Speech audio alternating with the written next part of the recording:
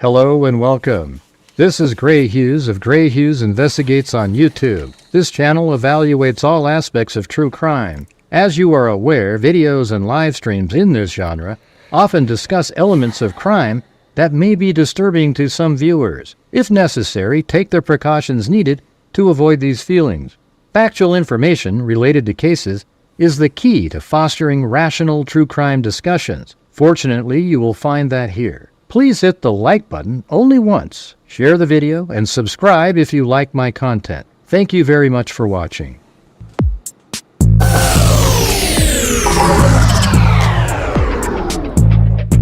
Huh? It's a house! 5 brain cells, 4 aren't working. Have you lost the last 3 brain cells, or do you just have cabbage for brains? There's mosquitoes the size of bald eagles in that dadgum swamp.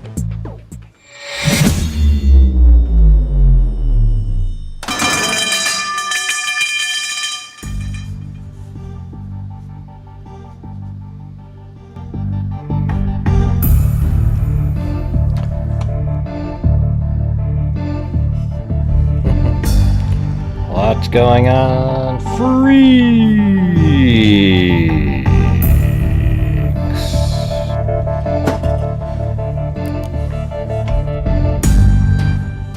How's it going out there?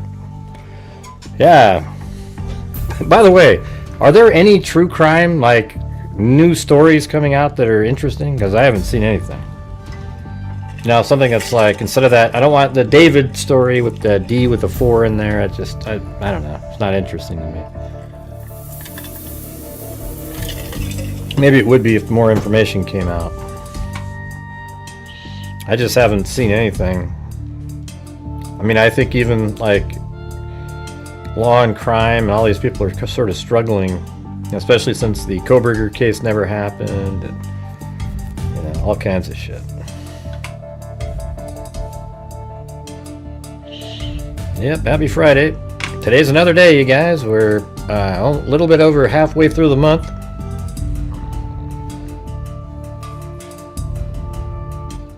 Yeah, it was a little bit frustrating, you know, like these really huge channels were using my, you know, they're using the, you know, the information that I found, you know, putting my 360-degree camera up there, people weren't really doing. And all it would be is like a shout out and hey, go check out, you know, Grant Hughes, you know, give me the credit for doing it, you know. But it's weird how it just never happens, you know. Strange. It's like, what do they have to lose, by the way, you know?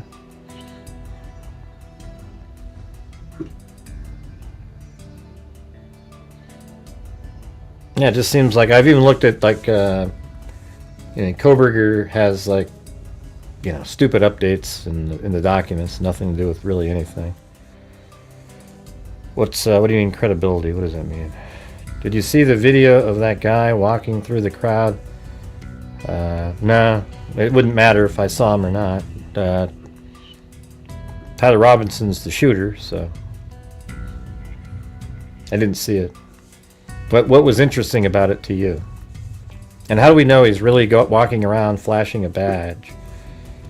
You know, it's usually always something different than what other people claim it is. Almost every single time. And then there's a guy out there that made a video on Google Trends, and he's showing that, you know, in Washington, D.C., there was, you know, Tyler James Robinson was looked up, you know, a few days before, you know, and I can't reproduce what he did. I've gone over, I do the same thing, I know how to do it, and I can't reproduce what he did. So I'm not sure that is even, those are even real images. I don't know where the hell he got it from. And there's other people with that name out there, by the way. And hey guys, we're doing a new show, so if you guys can help support the channel, here we are again, having to ask, because we're already starting off the show at 0 too long into the show. So if you have the ability to help support the channel, that would be awesome. Thank you. Who are you talking about, Angie? Several locals look at footage and said it's a local PD badge. Who cares, though? I mean, it's just... What a waste of time looking at stuff like that. It's just unbelievable. Oh, there's a badge. Somebody's showing a badge. We better go and make it seem like it's really important. Tyler Robinson's the killer, everybody. Happy Friday. Yeah. It just doesn't matter, the guy with the badge. I don't know why you're watching videos about a guy with a badge in the crowd. I don't have Zelle. I don't know what that is. Yeah, but why did you watch it, Angie? That's what I'm asking you.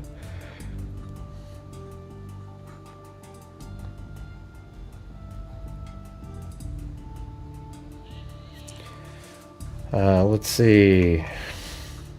Yeah. Hit that like button, too. It's in with other footage. So you were just watching and saw a guy showing a badge and were curious, and then, oh my God, somebody else was making... Come on. Did you find and see the engagement campus office location tagged on Google Maps? No. I saw him walking around there. But how do we get the ball rolling tonight, guys? We're at 0, all the way across the board.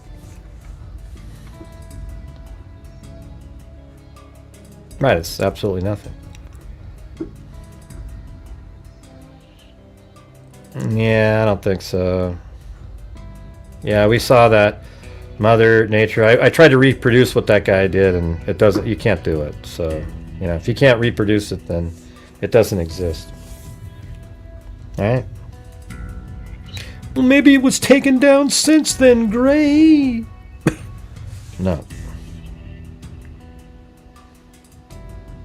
Yeah, I know. He never confessed. You're right. He never confessed to shooting Charlie Kirk. He did confess to shooting Charlie Kirk, however. In the messages to his boyfriend / furry creature, whatever the hell his name. Hey, thanks, born to raise hogs. All right, at least we're not at 0 all the way across. And by the way, when you guys send in super chats, why don't you put a question or comment so that we can, you know, discuss it later.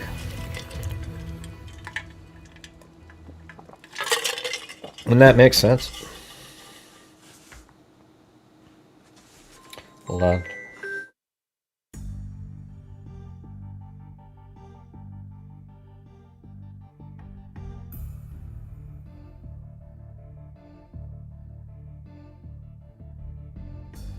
All right. Nah, because there isn't a bullet hole in the top of the tent. That's why we didn't hear about that. Because there is no bullet hole in the top of the tent. So no, I haven't heard about it. Yeah, and you don't have evidence that he's the one that sent those text messages. So you're basing your conclusion on him being the killer of what? Okay, are you being serious right now? Are you being serious? Is that like a serious reply there? Now here's what I'm basing it on. I'm basing it on Tyler Robinson's fingerprint was on the trigger of the rifle found in the woods wrapped in a towel. His parents recognized him as the person walking up the stairs into the parking garage. And his DNA was also on the towel wrapped around the gun, also on 3 of the 4 rounds. One of them was an already fired one. I mean, so I guess that wasn't a round, but on the shell casing of the fired one. All right. So then there's a text message exchange, and they're going to have the timing of it, and geolocation. They're actually going to know based on cell phone data that his cell phone is on campus right there, and he's communicating with twigs.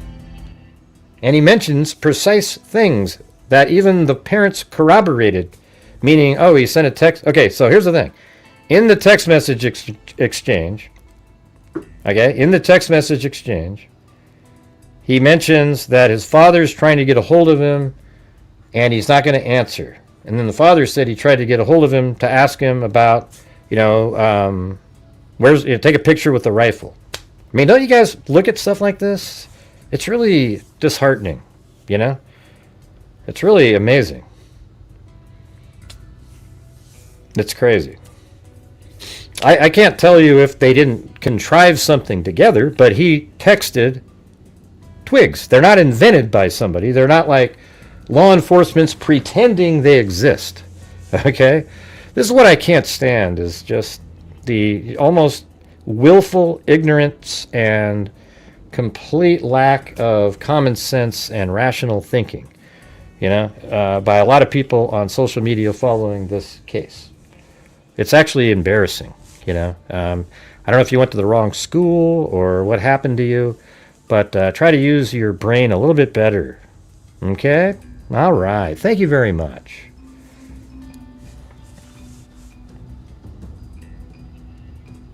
Yeah, I'm able to get Cyray in there. Yeah, I mean, it's just some of the comments that you get. They think they're being so clever with their comebacks, and their comebacks make them look dumber. It's weird. It's going to match. And guess what? If it doesn't match, that means he was even more clever. That he had that rifle stashed in the woods, and used a different one to do the shooting, because Tyler Robinson is the shooter. He's the guy on the roof. Okay? His parents recognized him. I don't think that has any chance of being reality, what I just said. The bullet will match, etc.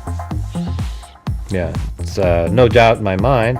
Hey, thanks, Michelle Heimhausen. Appreciate you, Gray. Well, thank you. Gray, red heart emoji, USA emoji. Yeah, so I got a bunch of these like photographs that I've been looking at, and it's amazing that nobody's even pointed these out before. But look at like this photograph right here. Look at this. I mean, I don't know why these aren't pointed out, but there's the finger marks on the roof. There's the other one over there with the diagonal, and they have got these little markers, or even some sort of residue next to them. It looks like there's, right there. These are images, and nobody ever looked at that. Their eyes just went right to here. Oh, including me. I mean, I did that too. I didn't look up here. Did you? I did, Gray. I really did. I tried to point it out to people, Gray, but you didn't listen, you bastard. But isn't that amazing? That those pictures with the ladder, when they were over here, right up there is the exact same stuff. This is where his forefingers slid off. This is where there's a diagonal mark, and, in my video I say that is his left foot on the edge, and then also the towel when he pulled it off, and then right over here is where his right foot was. So I don't know if those little white things are just other markers or what. Are you guys even paying attention here? That's pretty interesting, isn't it? My God, you guys. How do you know about those, Ronald? You should be over here.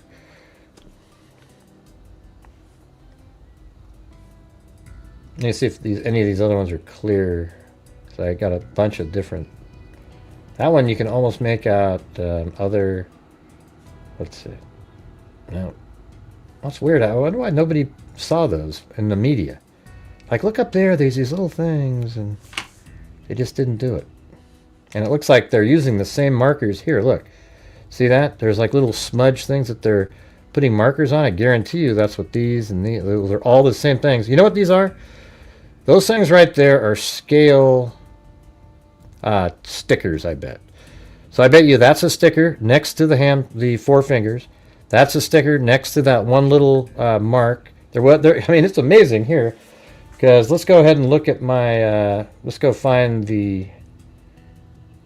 Actually, we'll just go to in here. Look, see, they're putting a mark right here for that, and then I think they even put.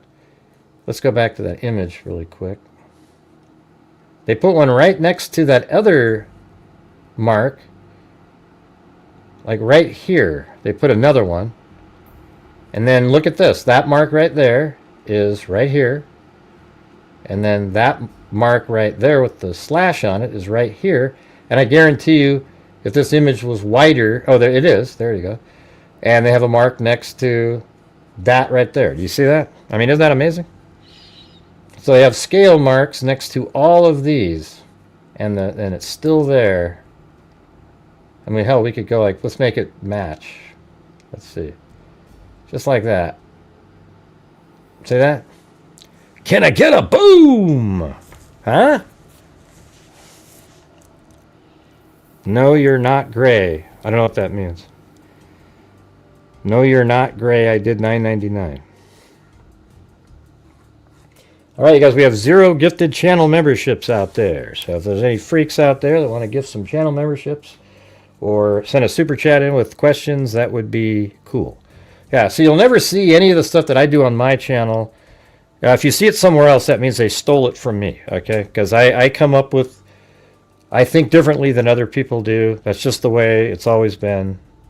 I don't know why, you know, even as a little kid. And I think of how to do something my own way. And so here we are. This is something else. I just randomly put the 360-degree camera up on the roof to, you know, just to get a look of it up there. Wasn't expecting anything. And here's these fingerprints.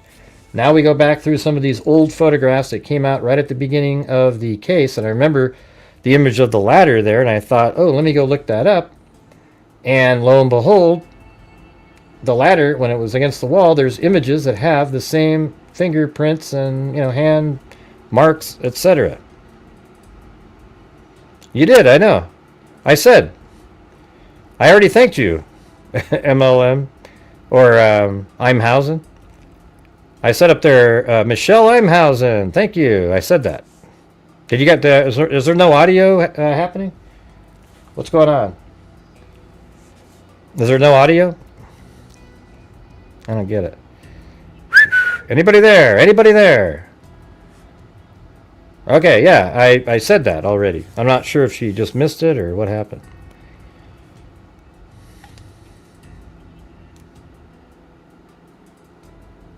Okay. Okay, yeah. Right. I mean, everybody that does YouTube full-time like I do, you hope to generate income. Okay? When I do these live streams, there is no ad revenue on them. So, unless you guys are supporting the channel, it's just a night where I gave 3 hours of my time and, you know, people just took it. You know, I don't know what to tell you. I don't know how to make it any plainer. I hope it's interesting enough where people want to support the channel. All right, let's see what this one is. Matt Kester in the house. Hey, all right, cool. I didn't see him pop in, but yeah, like he's got some really the good videos out there for the, you know, the you know, like showing how the rifle could fit, you know, into the clothing, how he hit it, different videos with the shooting and stuff. And I think he just did an audio one recently. You know, I don't know, I haven't watched it or anything like that, but you know, let's see. They recovered paper targets.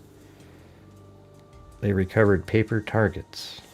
Yeah, with yeah, that he was shooting on. That just came out kind of recently. Right, but we still have 0 gifted channel memberships. What's going on with that?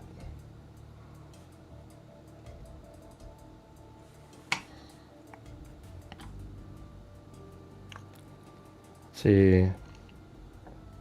Oh yeah, I was going to go on there tomorrow. I'm going to do my own show at the same time. Right, so we're streaming at the same time. But yeah, we'll be doing a show together.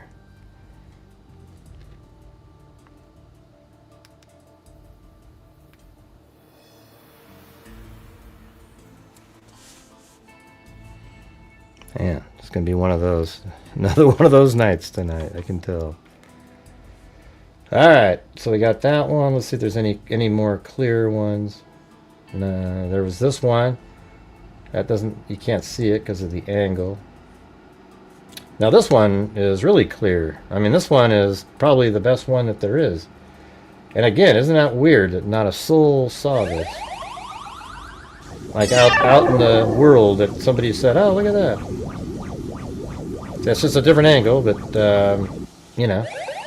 That even has I mean, this one's really clear here. I think it's important. That's so cool, really. You know, what's cool about it is basically every mark except this little tiny one over here that you really can't make out, I accounted for in my video that I did earlier. You know, so this one right here. So here are these marks. Mark number 1. I think that's his left foot. And that's right here. He's putting his left foot, just kind of scraping the edge. And then that one's his left knee coming down. And then he's right here is his right foot dragging off the edge on the corner of the foot. And then right now he's pulling the towel and the rifle off and is making that longer one that's right there. And then right over here are, actually I did 5. So there's 1, 2, 3, 4, 5, and there should be 6. Because this right here is obviously made at a different time than this one. Just because, and I think this part right here is his foot, and that's the edge of his foot, and then this is a whole different object right there. Do you now have a better idea? Hold on, we got an actual question here.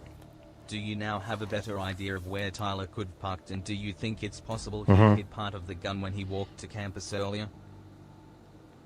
Possible he hid part of... No, I don't. I mean, anything's, quote, possible. But he had the whole gun with him. Yeah, he didn't walk up on the roof after he... so, like, when he's going to campus... Let me just show the model. So, right here. When he goes through this tunnel over here. Well, we can even start over here. I mean, like, he's right there at, let's see, at 11:45. Then he walks this direction, and this is 11:50 over here. Then he makes it to the tunnel at 11:53. He has no time to go get other parts. Then he goes down and under, comes out over here at, I would say probably here at, but we don't know exactly. 12:53 is when he was stopped and he was on his cell phone. And then he goes underneath after a bit while he was on the phone. So let's just say over here he comes out at 11:58 or so, maybe 11:57. And then he shows up right over here at 12:02. And then he goes into the building probably 12:03. And so we don't know, you know, there's no time for him to have got anything. Yeah, but you guys, we need to get the support up for the channel tonight, you guys. We're just dying right out of the gate. See if we can get this moving along. As you know, at the end of the month, we donate thousands of dollars out of the income from the channel. Last month, we gave $5,500 out, which, you know, you won't see any other true crime channel or any channel at all covering this, doing the same thing. You can bet your life on that. Yeah, I just explained that it's not likely given the timing, not the risk part. It's the timing of it. It doesn't make sense. So he's walking with a limp. He's going this direction. Limping, limping, limping, limping. He's still limping over here, limping. Goes up here, he's limping. And then he's limping over to here. Then he jumps over this little short wall there. And in that position, he puts the rifle together, gets up, and goes over here and shoots Charlie Kirk. There isn't time to have gotten, you know, went and got another piece of the rifle. You get what I'm saying? EI rule. See what I'm saying?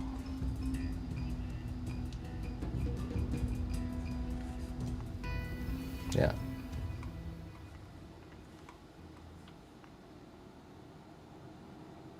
Yeah, somebody was talking about he limped because he had a what a joke. His leg was partially paralyzed. Isn't that amazing? Okay, okay, hold on a second. Let's do this one. So he's limping because he's partially paralyzed.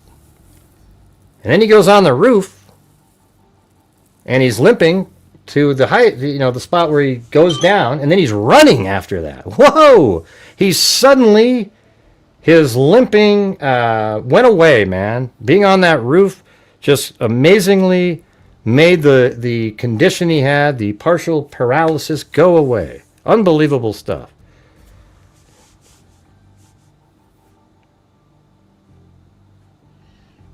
Let's see.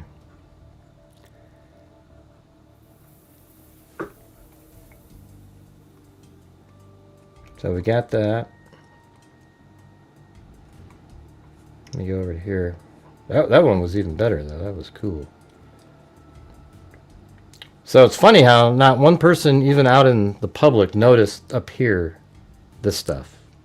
It's just, oh, look, you know, you look at it from this far away, and you just kind of look at the markers on the wall, the building. But then when you look at that, that's probably one of those you know, measuring markers. And then those are what those are up there too. And then these are just other shots. Like this shot is up on the roof. And this is going to be, that's that thing that pops out right over here. I'm not sure if it's back on this side. Let's see.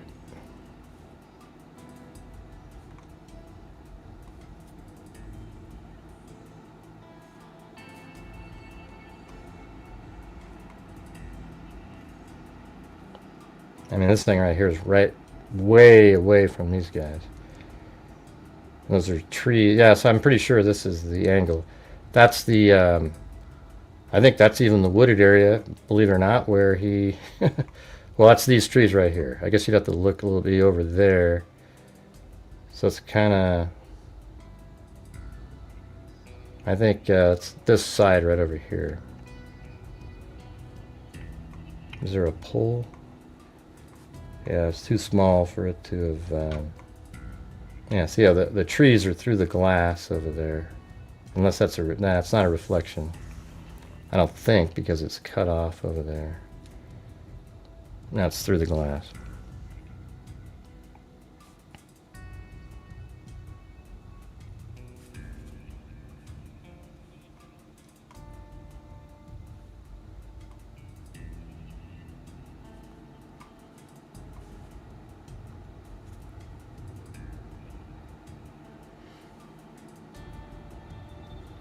And that's an interesting one. That means that almost looks like it's at the, wait, hold on. This might confirm, like not confirm, but sort of be sort of what I was wondering about. Because I actually think that it's possible that he went over here at some point. And I'm just wondering if that's like right there. Because see how there's way more open space down there? It doesn't look like that everywhere else, except maybe right there. Let's see what it looks like at the other end really quick. Hey, thanks Wild Bill Wassman and Alley Cake. Man, this is going to be one of those struggle nights where I have to ask 1,700 times again.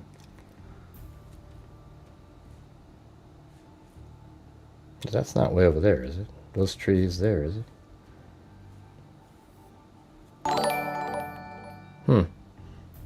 Well, it does. Nah, that has to be that farther one back. Cause see how it goes straight for a long ways, and then it turns. If it was these trees here, this just doesn't. It just immediately. Although those could be way further back, those trees, because of the telephoto lens. I mean, I do see these trees here. Maybe they're standing right there. On that one.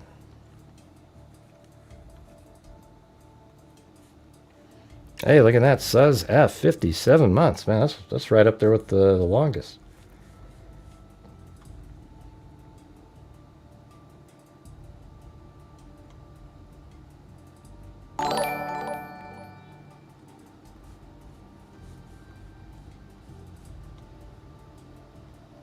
I mean, I do walk out there. I wonder if I get a better shot of it.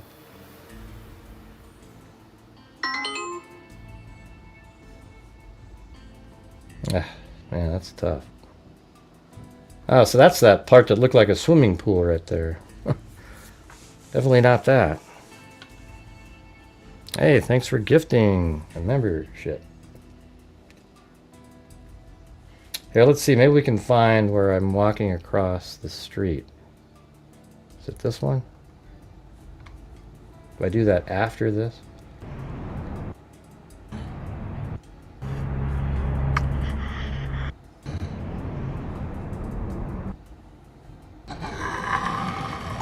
What the heck? Why is it dark like that?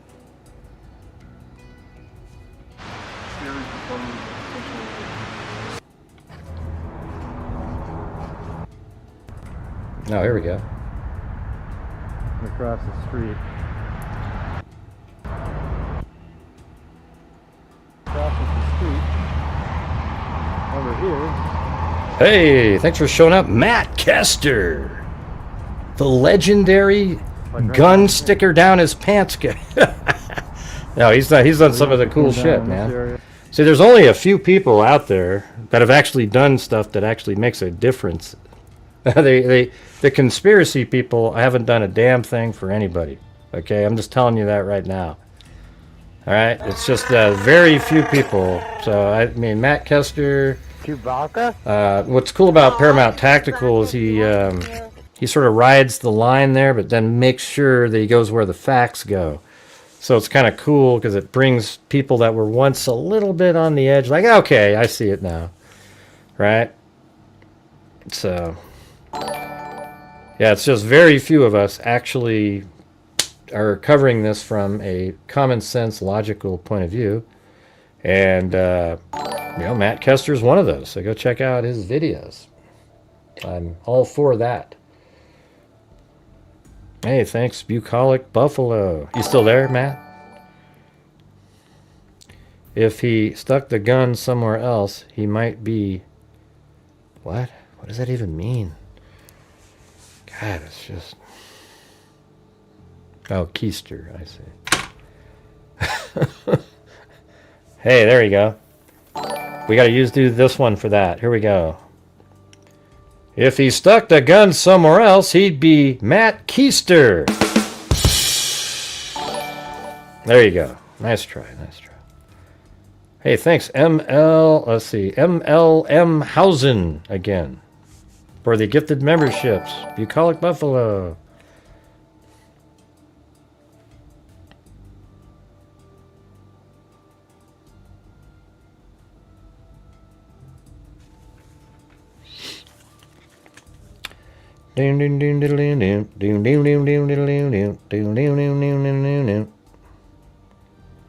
Hold on.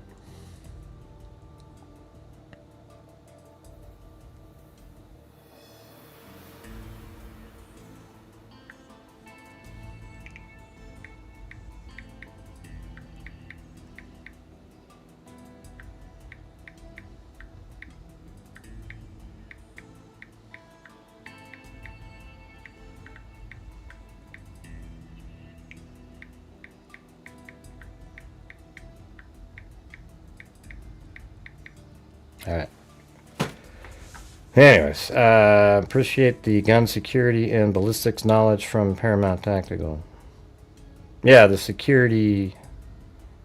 yeah, like this, how the security would be and the ballistics. I mean, that's why he's like, you know, he's shot a lot of bullets and it's like, oh man, that should have gone right through. But the thing is we don't know what type of bullet was being used. You know, and what was fired from that rifle. So, you know, the rifle is a, you know, the mouth. I mean, when they say it's a 30-06, right? That's what that rifle shoots. But it can shoot out, you know, those 30-06 like that I was looking at can shoot a variety of different types of bullets. So, I don't know. I'm not a gun expert, but we did spend a lot of time on ChatGPT with that.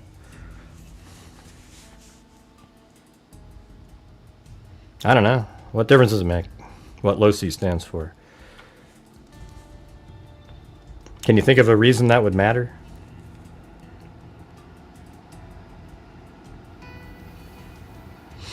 Yeah, I think that, you know, the Zin guy, I mean, who knows what that guy is? I mean, my thing is I wouldn't be shocked at all if there's an online, something online that he was connected to, where he, got some help. I think the fact that one of the things that does bother, it's a very simple thing that Tyler Robinson did. One of the things that bothers me, though, is how did he know about going up on the roof? Was he there before? Like he could have, like at 8:30 in the morning, it seems like that still wouldn't be maybe enough time to be like looking around and going, ooh, look, okay, here's some stairs that go up here, and then I'm going to walk over here. It seems like something that you would have maybe looked at extra times. Like once you knew he was going there, maybe go there, walk around with a backpack on, just sort of walk around like you're a student.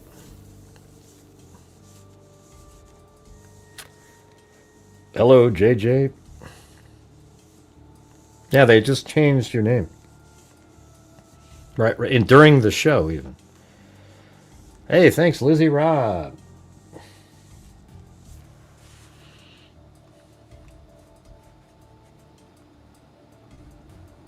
Yeah, I don't know. What do you guys think that this image here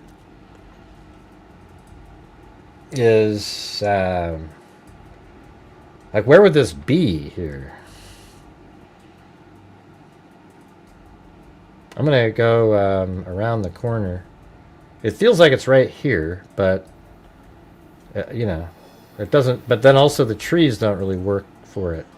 Nice and open with, so it seems like it almost would have to be way down here. Maybe they're just collecting any kind of item. I'm gonna go all the way to the end. I mean, it does seem like, so they're probably filming from, well, I guess, I mean, if you're over here, though, you wouldn't get that angle, so I don't know. It's crazy.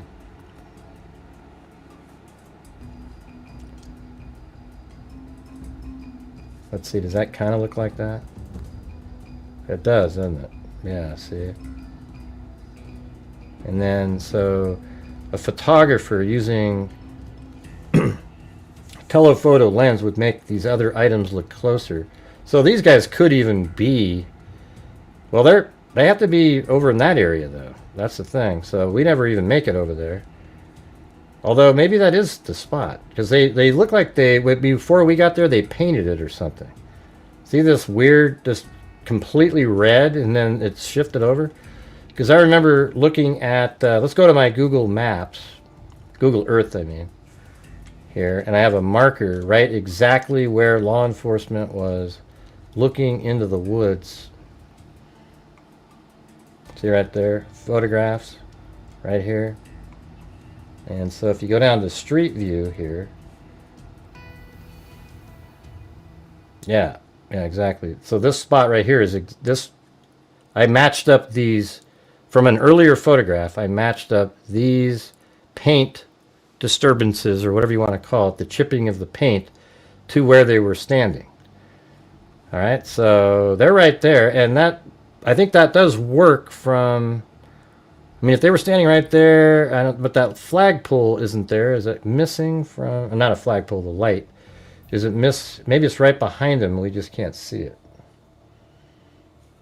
And these guys are actually right on the edge. I mean, this is getting close to looking like that. So if you're right there, even right there, with that photograph, it might look like that. And then you'd have that straightaway and then turn. I don't know, what do you guys think? All right, we're having another one of those massive lulls, you guys. The only way to reach the goals is if you guys are helping support the channel during the show. We're currently only at 9 new members and 76, so that means we're like 30%. Yeah, I've seen other angles. See, what's weird about you, no name, whatever the hell it is, you always say stuff that I've gone over 100 times on here, as if we're confused about it. You know what I'm saying? All right, let's see. I'm going to go to this one over here.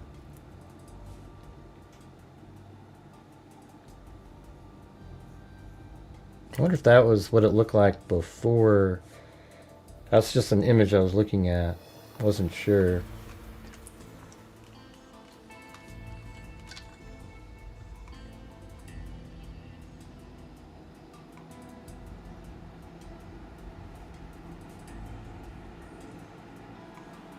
I don't even know where that picture was taken. Square.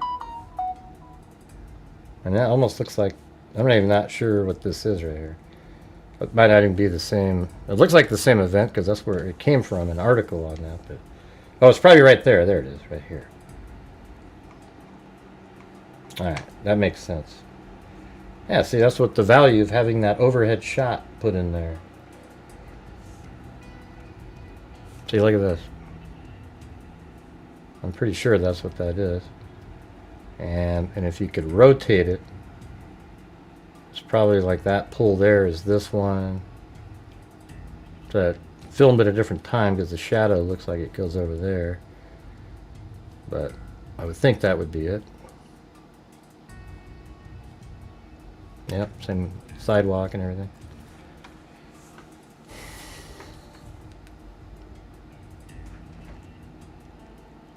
I'm covering it because of people like you, Patty, on Twitter. Why don't you go talk to the conspiracy theorists and say the same thing to them, Patty? Okay?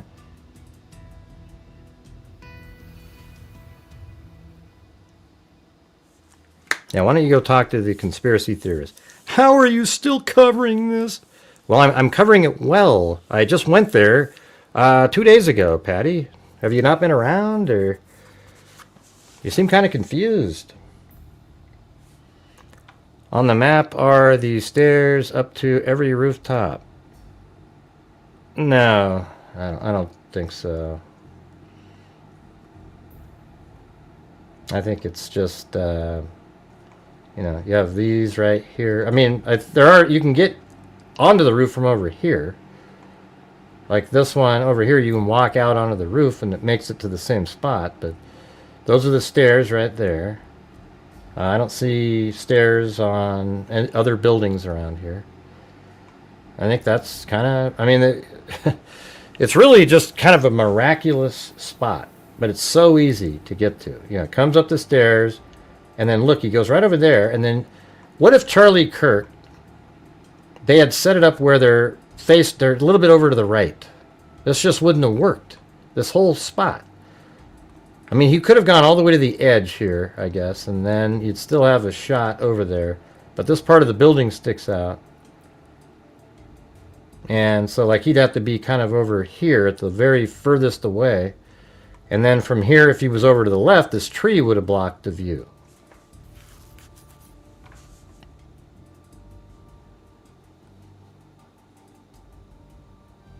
Yeah, we have somebody on Twitter that said, here, look. How are you still covering this? Why are you still even anywhere around anything? I mean, you're an embarrassment. Whew. Yikes. It's so weird when somebody's pretty but so dumb at the same time. It's strange. You know, it's sad actually. It's like, wow, you could have been something. Let's see. I don't understand why he wouldn't confess in detail via text message. I don't understand why he wouldn't. I don't know what that means. Why he wouldn't. I don't get it.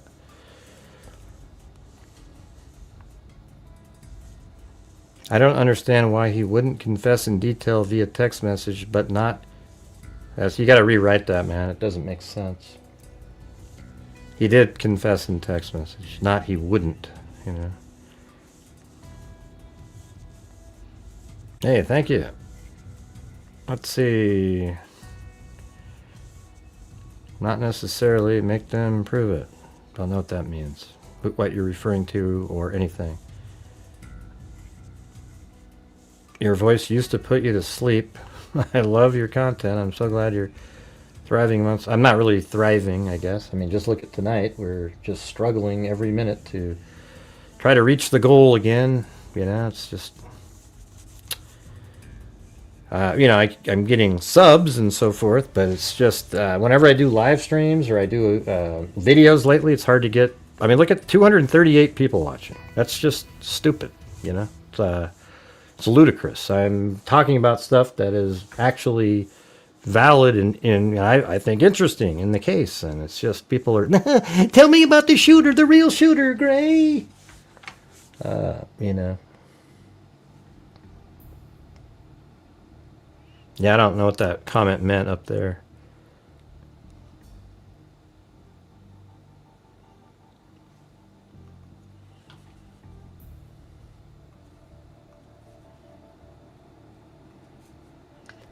Yeah, so I'm not sure why. This seems like one of those wired surveillance cameras. I'm not really sure why you'd have to go up and remove the SD card. It seems like, man, that'd be a brutal thing to have to do. Well, I guess the SD card could be in it, and it just sends, you can watch it on your computer, but they need the original. I see. So this is probably powered as an SD card in it that you can remove to get the original footage, but you can watch it inside from that.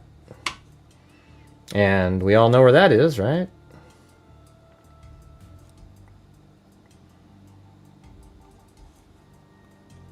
Let's see if I can find it.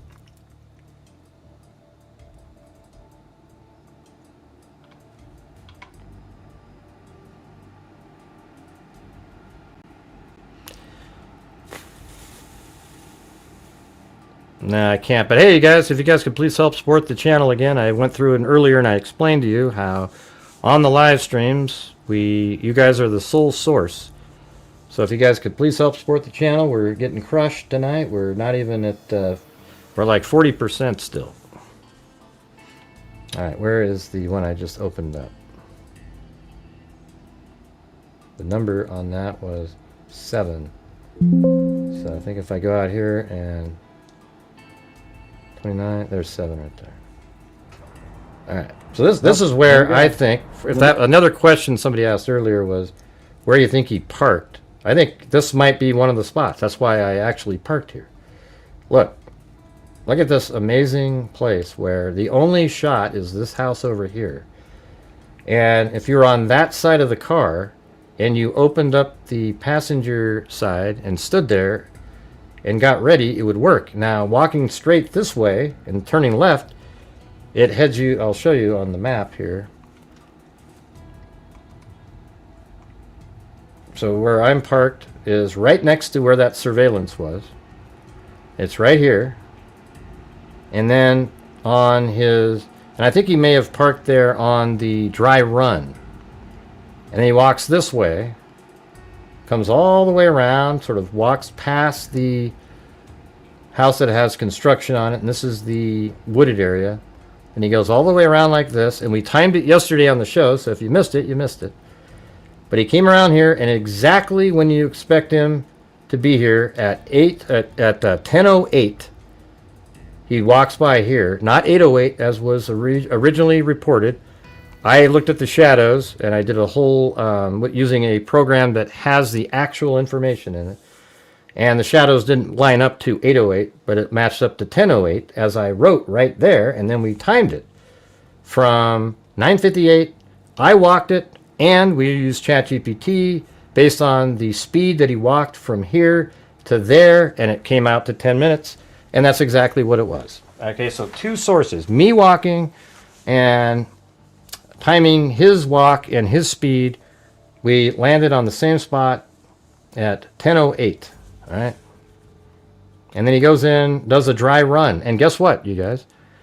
Where do you think he went after this? I am certain he went through the tunnel. And you know why I'm certain of that? Is because there's a fence all along here. And the only way to get to this parking lot from over here is to go back through the parking garage, through the tunnel, and back over here. All right? So it's not like he went over here, ooh, and he went somewhere else. He didn't do any of that stuff.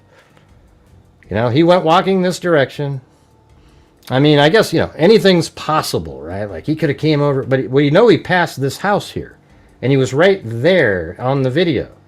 So that means he's still going to be going in this direction and there's no way out over here. So that means he walked down the tunnel. That's why I think he was doing the dry run. You see what I'm saying? He goes into the tunnel, comes up over here. I would bet you money that in this tunnel here, there is more surveillance of him walking down into the tunnel. I would bet you money on that. Just like he was originally. And then you'll see, oh yeah, that's the same guy. You know, you would see it. But we're not seeing that yet because they have that. It was alright. Birthday was okay, you know. We're going to go out on Sunday in the daytime. Red heart emoji. Yeah. So we know for certain that he went through this tunnel at probably around 10:15 in the morning. Or not even that, like 10:12. Well, it could be 10:15 because from here to there, they had him 5 minutes later at 11:53. Where I was like, well, it was about 4 minutes. So I bet you, I'm going to actually put a pin in here, and I'm going to say in the future, so we can all go back and look, that at 10:12 a.m., I'm going to put that right there. That's it. And I'll put maroon shirt, dry run. Okay, you watch. When this all comes out, that's what it's going to say. Thank you so much up there to Deanne.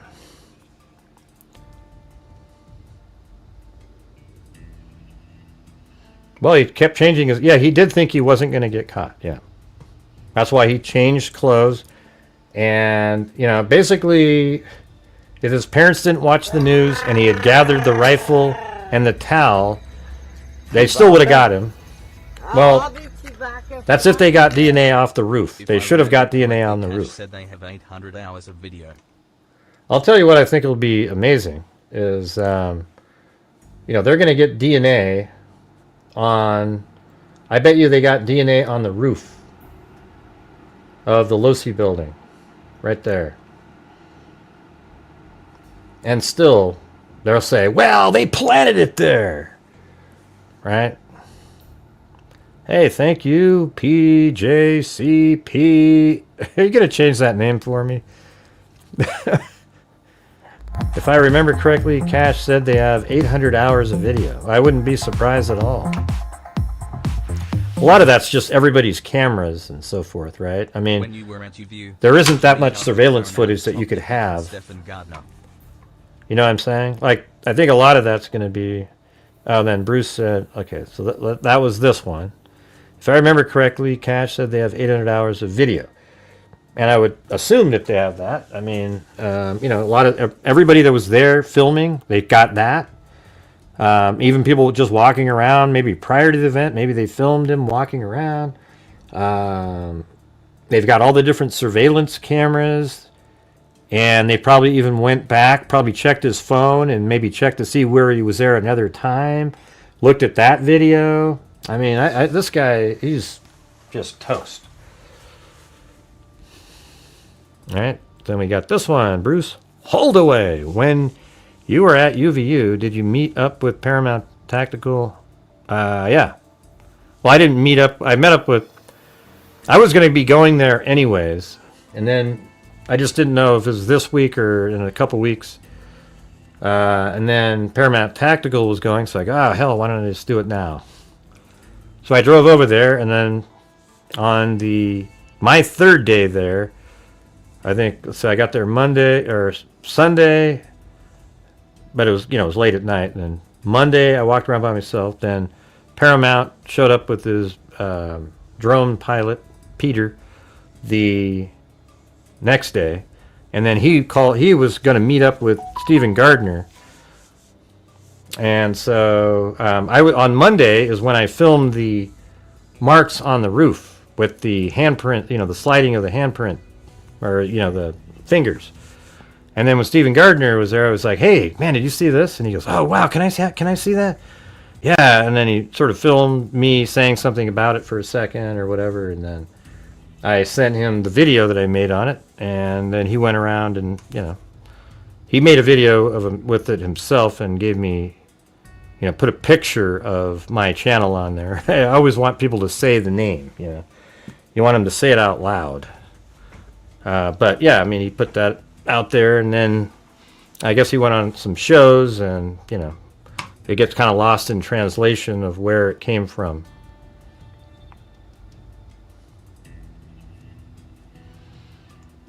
It just sucks when, and then even my, I got a house owner. He got me to, allowed me to come in, and he's even the one. He goes, "Hey, you want to come and see the video?" I go, "Yeah." And then he gave it to me. It was cool. And then when I put that out there, every Tom, Dick, and Harry YouTuber plays it without any accreditation at all, or any, even a mention of, thanks to Grant Hughes, he went out there and got this. They don't care. Okay? This is what these people do. It's just over and over and over again. It sucks. I mean, I even mentioned TMZ, but you can see TMZ on the screen, right? The thing is I never go watch TMZ because there's a watermark. I'm not a big fan of watermarks.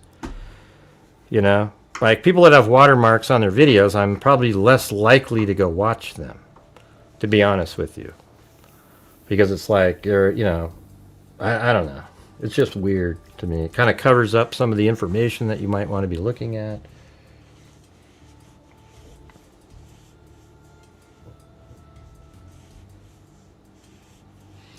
Any chance we can get some channel memberships gifted? We've only got 9 tonight.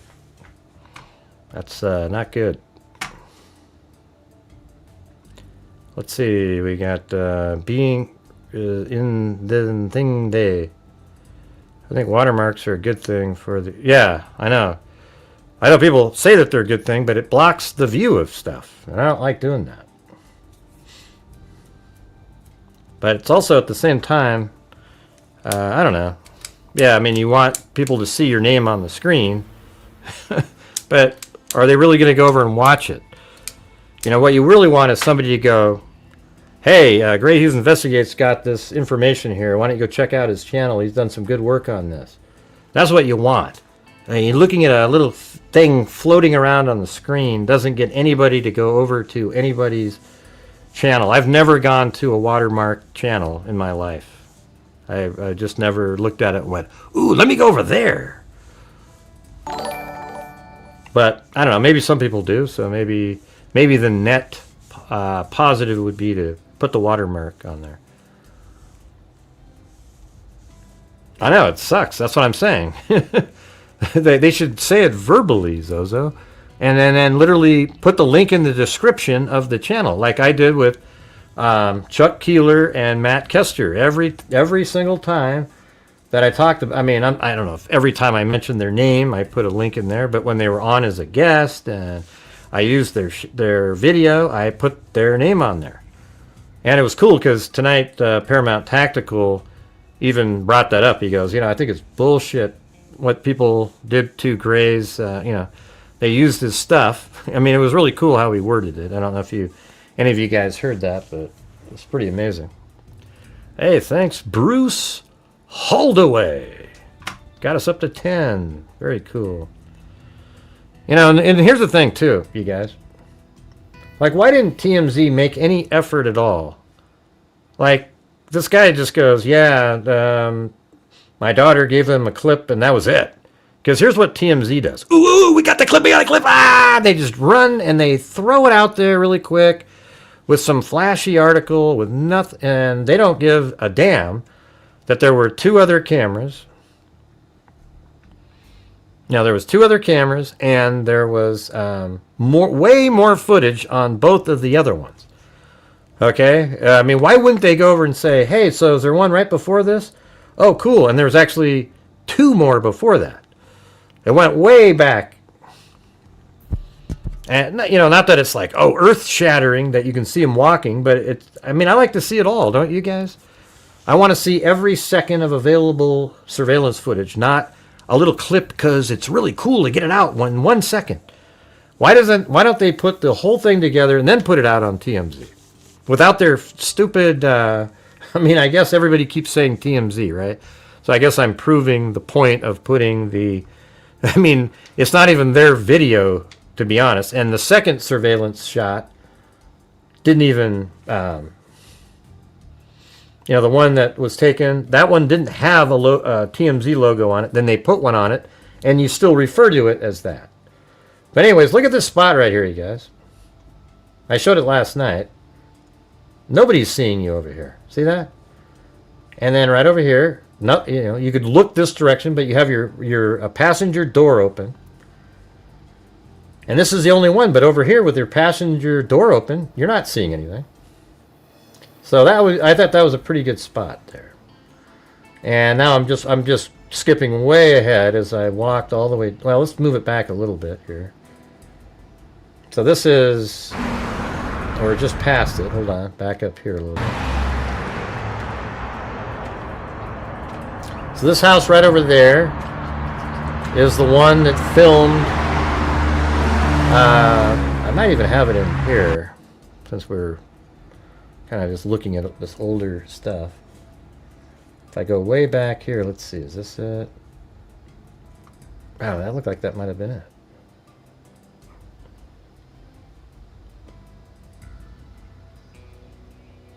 Yeah, that one right here, see it?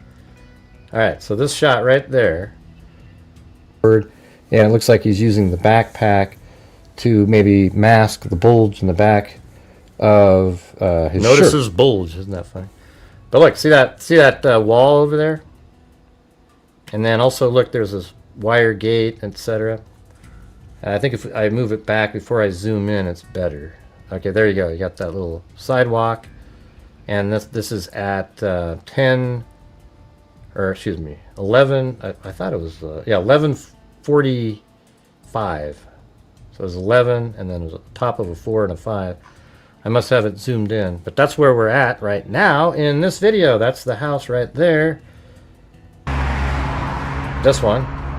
That's the one that has the camera on it.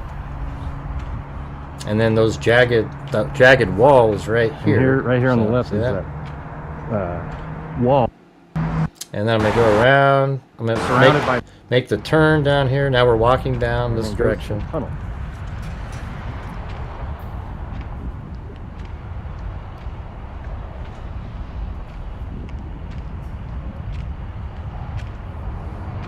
You can tell I'm kind of still limping. Thanks. Yeah. Well, I mean, I thought everybody knew on the map where that was at this point. Alright, so on the map, he's walking down. So where I parked was over here, right? And then when in the morning, he walked around like this. And then around, and then Tyler Robinson was seen. There's this little jagged fence right there, right? Then he walks down here and he takes a left. And he's walking down here, and these two houses here have the surveillance camera on it. Yeah. And here we are with, see all the little ground repair, whatever you call it. You probably know what that's called, Zozo. And right here on the left is the sort of the dirt area where he was running by. Who?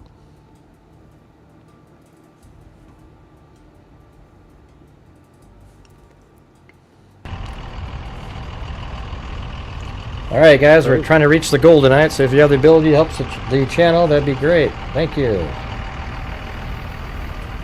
So yeah, he probably stayed on this so that's side the of dirt area right around back and there. turned, This is where he came running out from right there. and then you see him cross. And on later. last night's show, I literally was running. I went right onto this path on my 360-degree camera and stopped right here.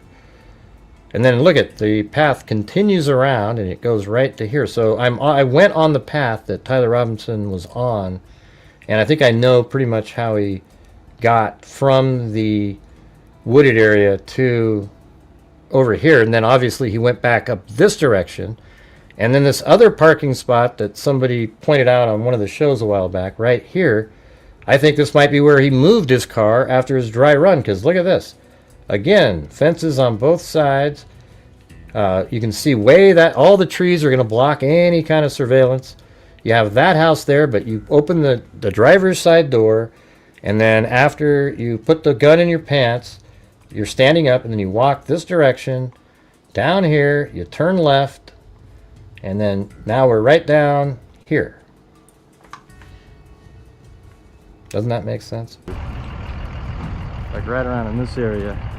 Yeah, cracks. It starts going across the road like this. I mean, it's just, the whole road is just absolutely covered with it. I mean, it's crazy. Looks like a spider web. It's kind of dumb, actually. Just redo the road. I mean, this way. there's so many different cracks. I'm right sure next doing to the the road curb. costs thousands and thousands of dollars. Especially on the All right, second so part. let's see if I go back a little bit.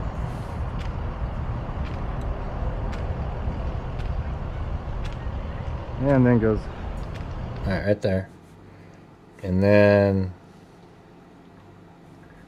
I think that looks like that looks like the same one there. Yeah, so that's law enforcement climbing up the ladder to get the SD card out of this camera right there. That's the first one. And guess what? That's the original TMZ camera. Now, you don't think TMZ had somebody said, hey, they got there's a footage at this house here. And then TMZ called them. Law enforcement already has the video. There's idiots out there that kept saying stuff like, law enforcement's they're going to use at a trial the TMZ video, with the logo on it and everything. They're just, I don't know if they do that, like, if it's willful or what that is. It's really crazy. This way. And he walks right next to the curb down here. Especially Hey, it's Lisa Belson. Hey, thank you so much. Man, you're always so kind with the, I guess we have 2 membership gifting queens now. CR hasn't, I think she's busy doing other stuff right now. But, and you, Lisa Belson. Very kind. second part. Yeah, I mean, so we're just moving down the street here. I mean, it's so amazing to watch all this. I mean, I love putting the puzzles together. So watch this right here. I'm walking right here. Right here. Obviously they have a camera right at the same corner, way up here. See that? That's their camera. And this one is the second shot that came out, and that's the one that showed Tyler Robinson wearing the maroon shirt and the dark one. So there's a sequence where he passes both cameras, and I think I have that on this one. Not this thing here. Hold on. It was right this thing. So watch. So he walks down the street, and then he's gonna come down, and I show it on the map. And let's get the other surveillance footage in here. So there he is. This is at 11:47 or so. Just sort of like the balloon. So there he is. And then here's the one that we're at now is right here. Okay? And so let me put the whole thing on the screen. So this is the one we're looking at. I'm at that house in my 360-degree video right now. And then watch right here. He turns to the right. And then I actually think he was thinking about not doing it right here. And then he goes, shit, I'm going to do it. He was about to change his mind. All right, so that's right at the end of the street after that tree. So here we are, right here. I am sure, Gray, you are familiar of this name now. Ha ha ha. I am sure you're familiar of this name. I guess. GS70 Stealth. Where do I know that from? And look at this, by the way. I mean, this is the kind of stuff I do when I'm verifying things. But see this little ground sealant here, and then how this one curves like that. Now the camera's up there, right? And so originally when I try to verify things, you can see it right there. See that? Straight, and then it curves around right at that spot where you'd expect it. Looking at on my camera shot right there, there it is, right at the end. And then on the video, he walks over here, turns around, and then goes back. And so I'm not going to do the going back part. I'm just going to go over this. So even this area is a little bit steep. All right, and we're going to go over the bridge. I'm just going to move it forward. It's kind of boring. And then look at, I mean, he's not going to walk over there because how do you get down off the little cliff with the gun in your pants, right? Walk all the way down to this Or a partially paralyzed leg for that matter. low area.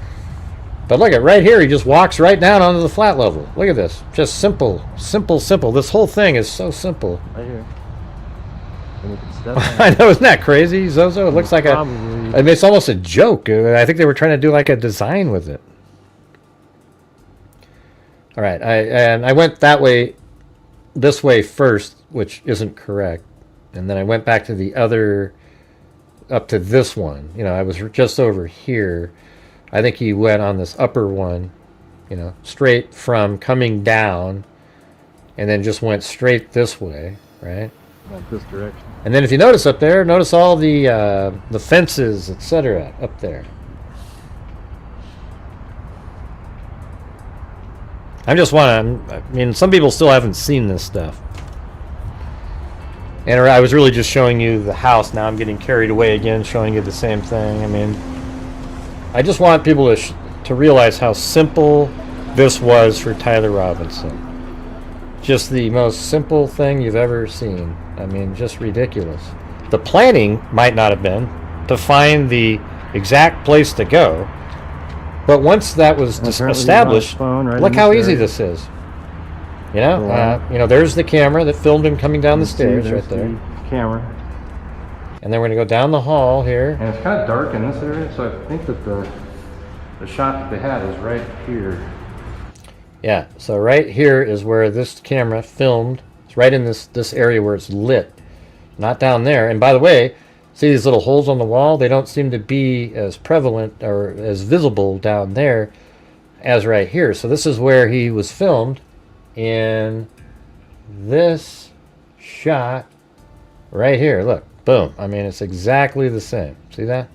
And from that angle, you can see. And I have another, last night I was showing you guys a video of me in that area, and I pretended to be, I didn't really try to walk like him or anything, but, you know, so I was right there. And then you go around this corner here, and these are the other three shots.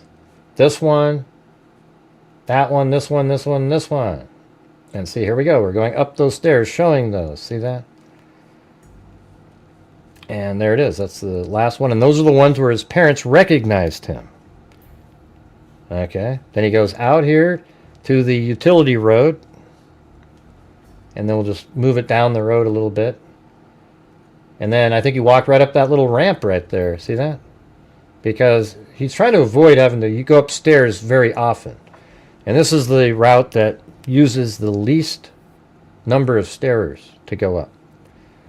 So it goes up like this, and then, you know, he didn't have to go all the way up those ones too. He just this set here, and that's it. Those are the only stairs he has to go up. And then he just walks up that little road over here. I'll move it over till we get to there. There we go. And then we're going up that road. See, that was, we just came up that right there.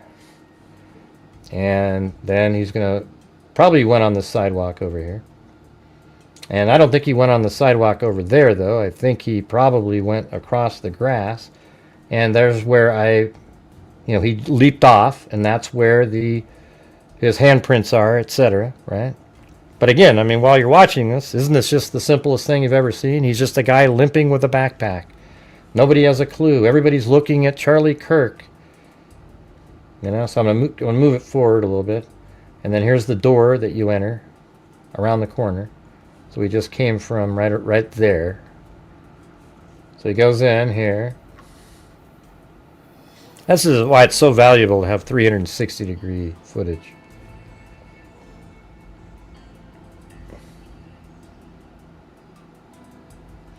And then out this door here in a minute. I think I go over and look at it. But there's the stairs. See how simple that is? I mean, I think that's the biggest takeaway. Even though I thought it was simple, it's even more simple, like when you're there. It's just so stupid almost. Like, oh, I walked through a tunnel, went up to the garage, walked down a utility road, walked in front of the low-C building, went into the low-C building, walked out the back of the low-C building, went up some stairs, went to the top of the stairs right here. And it's even crazier is now we get to see what the height of, and just sort of look at what it looked like. This fence was not there, okay? So this little black area there, see this wall kind of thing? That's where he went. So this wasn't even here. He just went over, put his leg over, and went across, laid down, put his rifle together, and then he stood up and he ran right over to the corner of the roof, which is right over there. It's not far away at all. See? Look at this. So he just climbed over this little wall there and probably laid down right in there. He could have even have been over here. Like, he could have walked right there. So even closer. As a matter of fact, I bet you that is what he did. I think he got to right here, stepped over, and laid down. Now, he might have been nervous if there was anybody in this place. But again, you know, people are all watching the Charlie Kirk event. I don't even know what this is over here. So he's laying down right there. Then he gets up and he runs across the roof, right over into the corner over here, and shoots. Then he gets up and then he runs around the building this way and goes off the edge over there. And then he runs over here into the wooded area. I mean, how simple is that, you guys? I mean, his escape was easy. You know, it's hard to get out of. Like, when I was down there in the, you know, where the event was taking place, it was hard to get out, you know? Yeah, it's all good that you can be there, yeah. They got really, it was pretty interesting because they didn't want the drones, The cameras in the building where he you know, for 10 minutes. like I did get that cool drone footage before they kicked this out of there.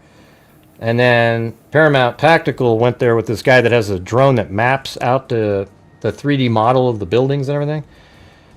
And they were like, well, you're going to have to sign all these things. It just wasn't feasible, you know, wasn't feasible. So they actually went off site and flew it over because nobody owns the airspace. You just can't be on their campus. So that was a pretty cool little move. You know, it worked. It takes an hour of it flying. Could you imagine that sucker was flying back and forth over the building for an hour? You would just be crapping your pants at that point.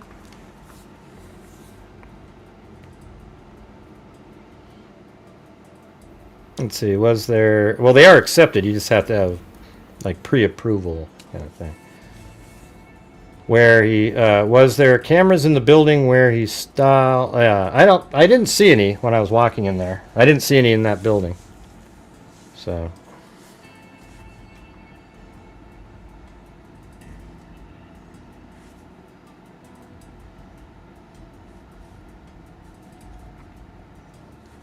but what I did want to show you guys, I've shown this before, but do I have it in here?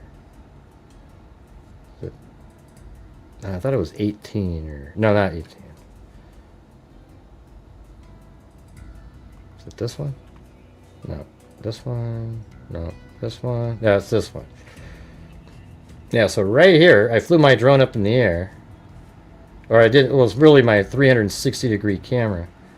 And say, look at this. Like, I'm right over... See this little bar there? This one and this one? The camera is right below... Here is where the camera they use to film the building.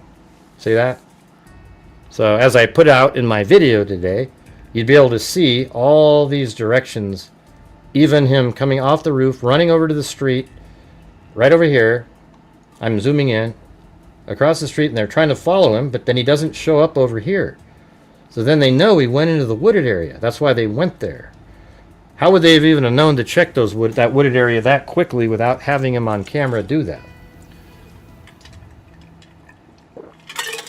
Because if you went over there, you'd think it would be stupid.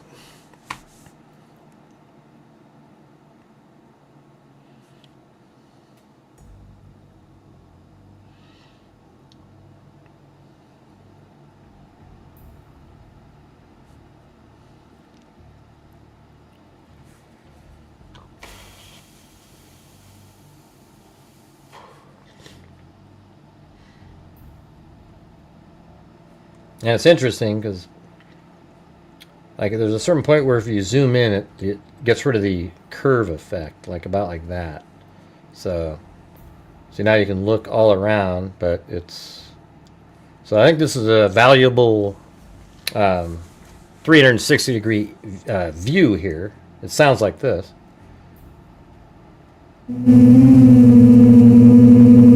Yeah. So.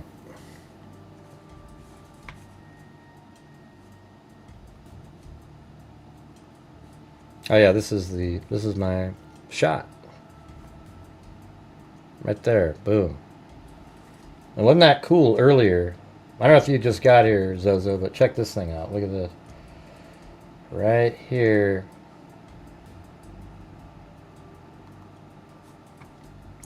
See, look at that. Even on that shot with the ladders, they have those marks up there, but nobody noticed those.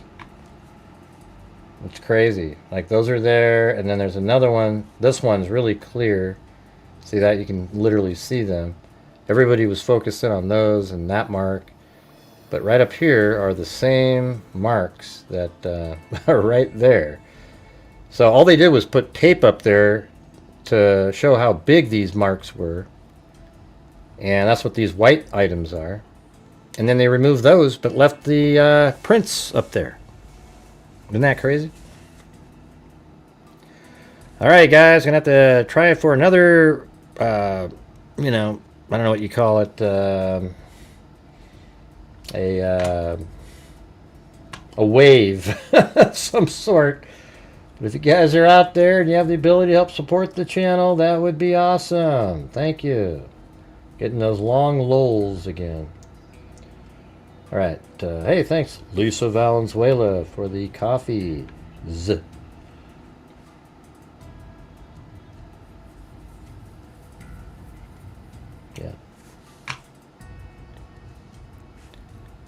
We're still not even at the minimum goal tonight. We need another like 20 channel memberships or so, combination of such, and then maybe I would donate 5 at that point, but that's not even normally at what we do that at.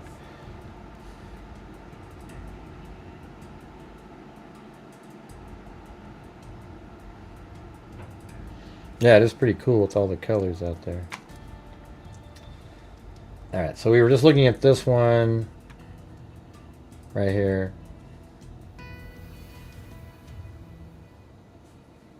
And then let's see.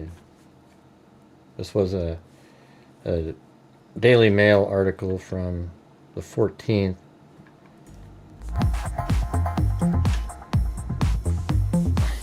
Hey, thanks Dixie Hippie.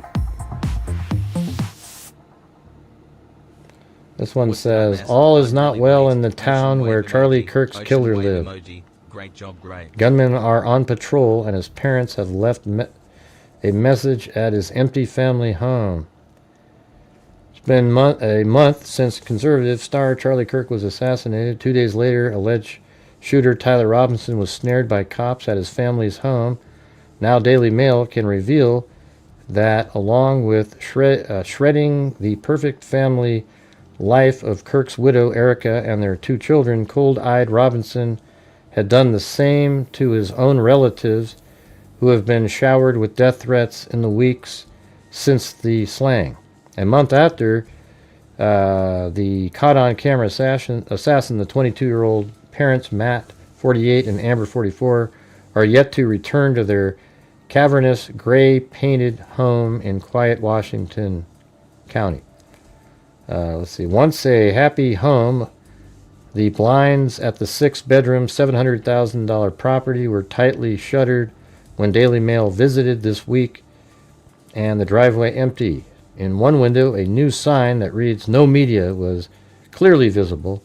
The rest of the wording on the warning sign, altogether more ominous, shed more light on the Robinson family's new reality. It said, property protected by 24-hour video surveillance and armed security, no trespassing, no soliciting. Neighbors said jobless twigs had not been seen since the cops swooped on the property and bundled Robinson away on September 12th. The suspect is now cooling his heels at the Utah County Jail in Spanish Forks.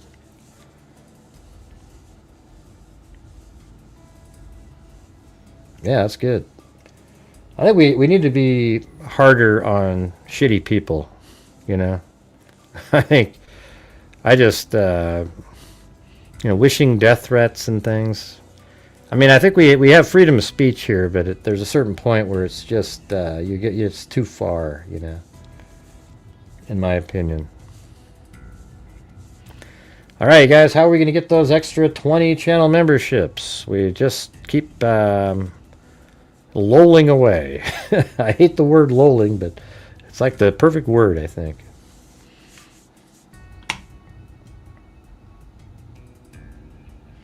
The accused assassin has made 2 court appearances to date, one in person and one by phone. A motion filed on. Yeah, they talked about what clothing he could wear. I mean, look, this is the same guy that was in Dairy Queen.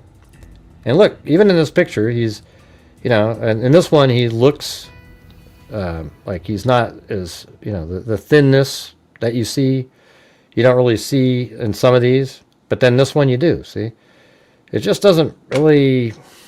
People just think... It all comes down to the camera that you're using, too. And the way it's shot, etc., etc., etc. This person here is this person, right?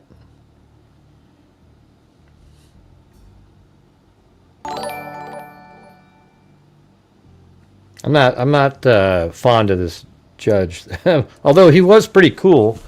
When, see, like after the hearing of Tyler Robinson, I was on the website and I went into one of their live trials, not trials, but a hearing that he was having. And I'm sitting there, and and it was me, him, and an attorney. And he goes, "Mr. Hughes, who are you?" I'm like, I'm absolutely nobody, man. I'm just here listening. But you know what? I realized I wasn't really. I mean, I had the right to be there. He just wanted to know who I was, and I go, you know what? I think I was trying to be somewhere else. And then I just got the hell out of there as quick as possible because it wasn't related at all. It was just some other random. But yeah, I mean, it was live streamed for a reason, so I mean, I could go watch it if I wanted to. And he was cool. He was totally different in that. Like, he wasn't anywhere near the same as he is in this thing. He's really serious. Hey, thanks so much up there to Nader Bader and Teresa J. Is that it? They keep changing the way the names appear up there.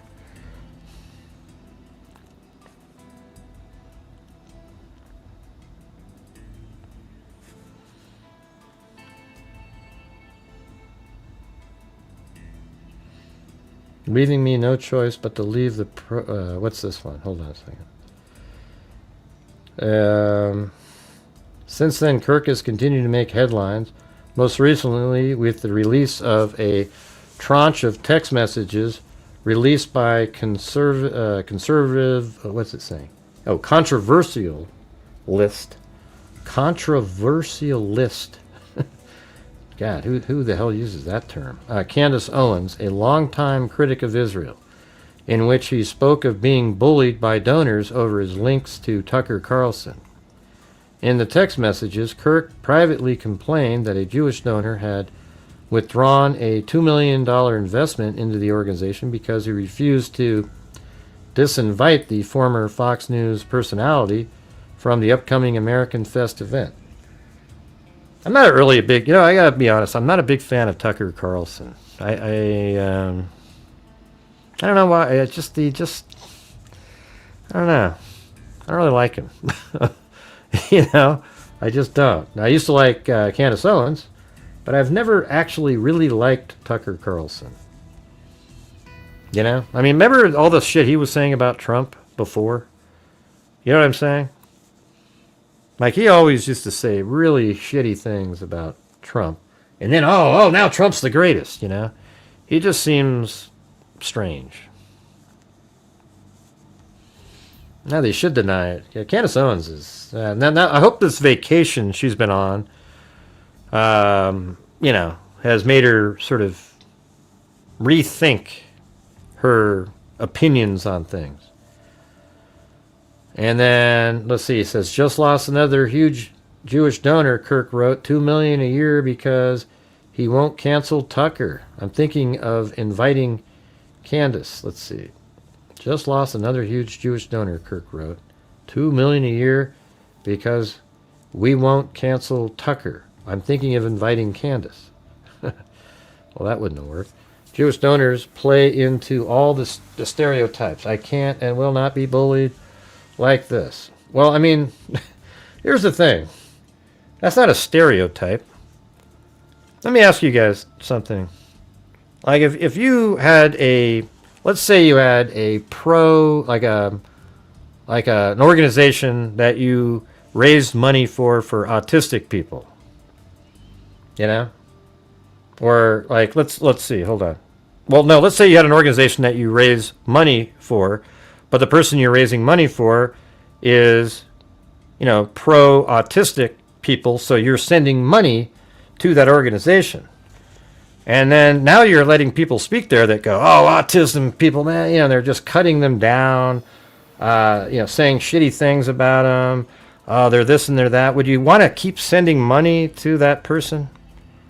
I mean, that's just normal people, right? That's just that's how normal people act. Or, I mean, maybe that's, you know, using autistic isn't the greatest example, but, I mean, I'm just trying to think of something. You know, let's say you had an organization that does healthcare, and somebody's, you're really pro vaccines or something. You know, this person, you're really pro-vaccine, so this one organization keeps sending you millions of dollars to help promote the, you know, pro-vaccine thing. And then all of a sudden, you become buddies with somebody that's like, oh, the vaccines are stupid, man. They don't do a damn thing. Well, wouldn't you tell the person, listen, man, we can't really keep funding you if you are having people on here that are absolutely the opposite of what we believe in. Isn't that normal, you guys? I mean, that's totally normal.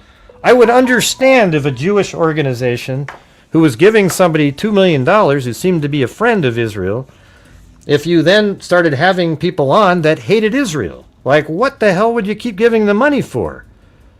That's not, you know, I mean, it's, I'm not, who would you blame on that one? It's not Charlie's fault, and it's not the Jewish organization's fault.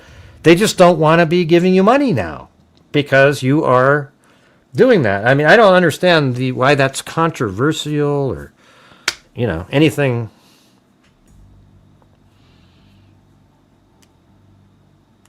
No, I don't know. Candace is not. Yeah, hopefully. All right, so where were we at? We needed to get to, we need 14 more channel memberships. Gifted ones, and then I'll give 5 myself.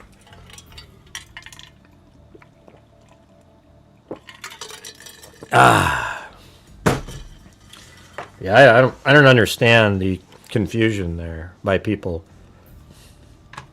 And I don't know why Kirk would say, leaving me no choice but to leave the pro-Israel cause. I mean, that's a ridiculous reply to that, you know. I mean, you're going to lose. Well, did you believe in the cause or not? See, this actually, when Candace Owens puts this out, it makes Charlie Kirk look bad. Because to say, I'm leaving the cause because they're not paying me anymore, that's bad. I mean, that looks terrible. Like, okay, so you were only in the cause because you were getting $2 million? So it makes Charlie Kirk look kind of dumb. Bad, you know, or bad in this situation. Don't you agree? Like, if this is really what he said, well, you know, because they won't pay me if I don't have Kirk, I can't support their causes anymore. What? I mean, you either believe in their causes or not, right? I don't know. That's stupid. So that's kind of a dumb thing for her to put out because it makes Charlie Kirk look bad. Maybe it was just sort of a private text message. He was just sort of angry at the moment.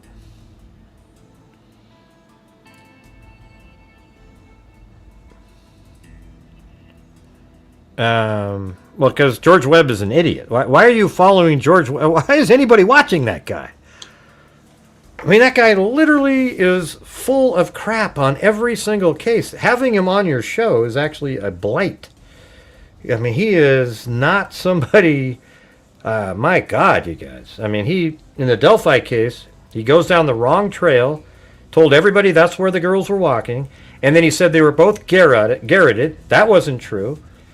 Just complete nonsense. He just looks at something and goes, woo! And then even dumber people believe him. Isn't that amazing? Yeah.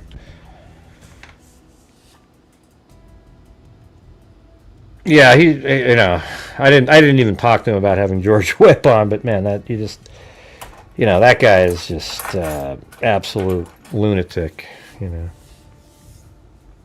I forgot that he even was on there. I study conspiracy theorists for a hobby. Oh yeah, good for you. Plus the things she's implying. What'd you come up with in your studies? Plus the things she's implying about TPUSA. And I know, I mean, this whole thing that she's doing. Candace Owens and the Harvey, not Harvey Weinstein, the Epstein files. This whole thing is dividing, like, people that don't need to be divided. It's so stupid. Who cares? Like, why do you need... I mean, you can look up the Epstein files and get the names of people. But here's the thing, is it would not put it past me. We have the Russia fake stuff, completely bull crap, information that was put out there intentionally by Hillary Clinton to disrail Trump's running for president. It was complete garbage. And it's been proven to be that at this point. And it wouldn't shock me at all if they put some stuff in the documents to make Trump look bad. And the reason I say that is because wouldn't they have already used it if it was there? All this time they could have used it every time and go, look, you guys, why didn't they use that instead of the Russia collusion? But all of a sudden now his name pops up on something. And see, then the everybody on the right wants those released anyways. So you want to be complicit in possibly putting out more bogus information to make him look bad. Because I think he knows that it's in there. Trump knows it the way he's worded stuff. And so I'm just saying, why didn't they bring it? They would have used it before, even way before Russia collusion. They would have went, look, you guys, Trump was part of this thing with the Epsteins and showed the proof. Way back then, it would have just destroyed the whole thing.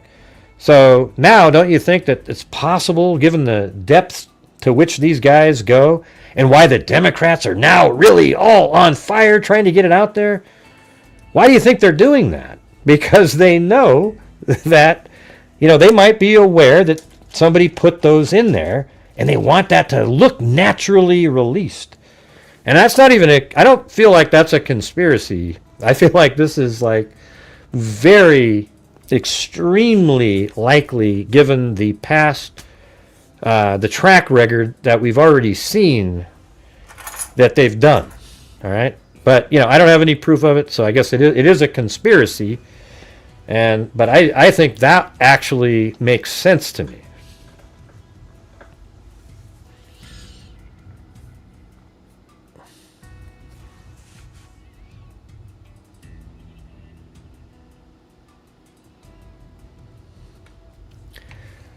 All right, you guys, how do we do it? We're still need 14 channel memberships or 14 $5 super chats, whatever it is, you guys.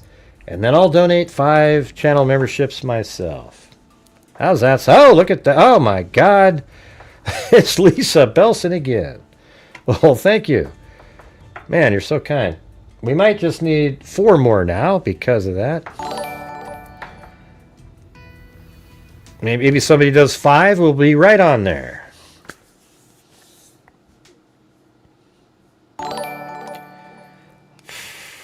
There's a troll in the chat. That's okay. Hey, we're okay now. Everybody, we just let people say what they want to say. And we just argue with the facts back. Hey, where's Paulette Leonard? I haven't seen her in a couple days. Are you out there, Paulette? I know you're watching. Type something in. Have you guys seen her at all? I don't. Name an anomaly. Okay, so here's a perfect example. I want to try to do this. Okay, I was talking to Paramount Tactical. He's trying to help me do this better.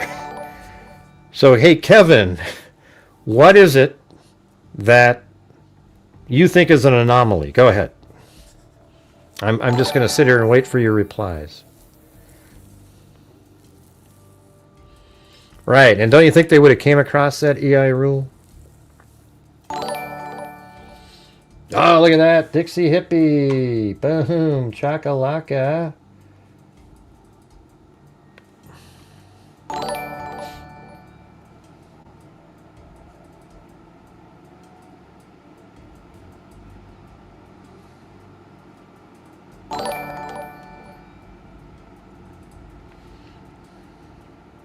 You notice every time I ask these questions, they never answer them? Have anybody else noticed that? Because right here I'm giving I just want to reply back. The question was, where the hell is it? I can't even see it anymore. Anybody else see where that one is?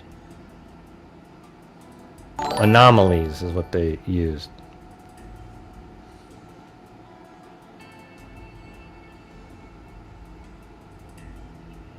Yeah, I don't see any anomalies in this case. I guess the only thing that you would say might be an anomaly is, people need an explanation of the why the bullet didn't exit. But I think there's tons of reasons how it wouldn't exit. Yeah, the ballistics would be one. Right, exactly. 625 or 62 sketch. Right, exactly.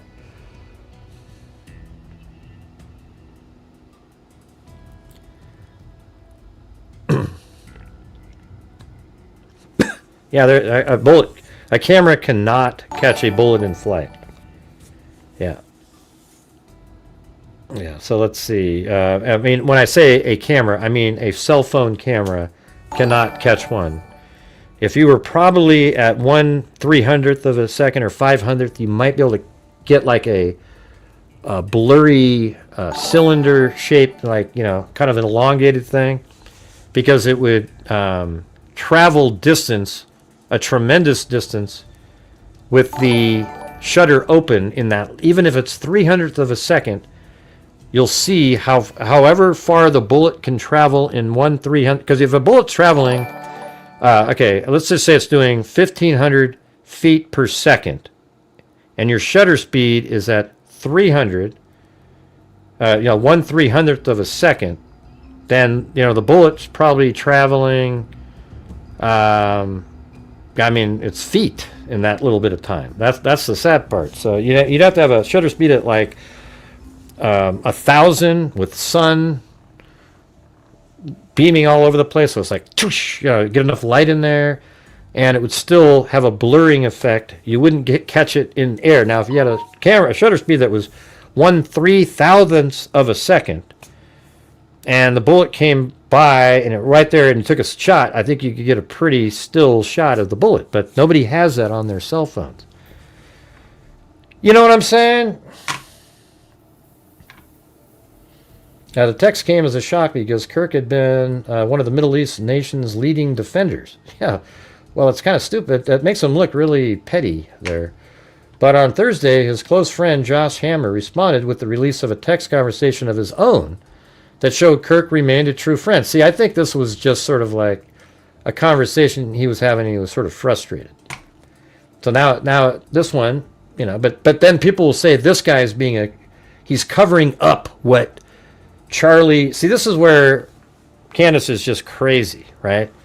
Because she now thinks TPSU is involved, and then this guy named Josh Hammer now, he's going to be having to make up a text conversation to counter what she said, because now she thinks they're involved, et cetera, et cetera. It gets crazy.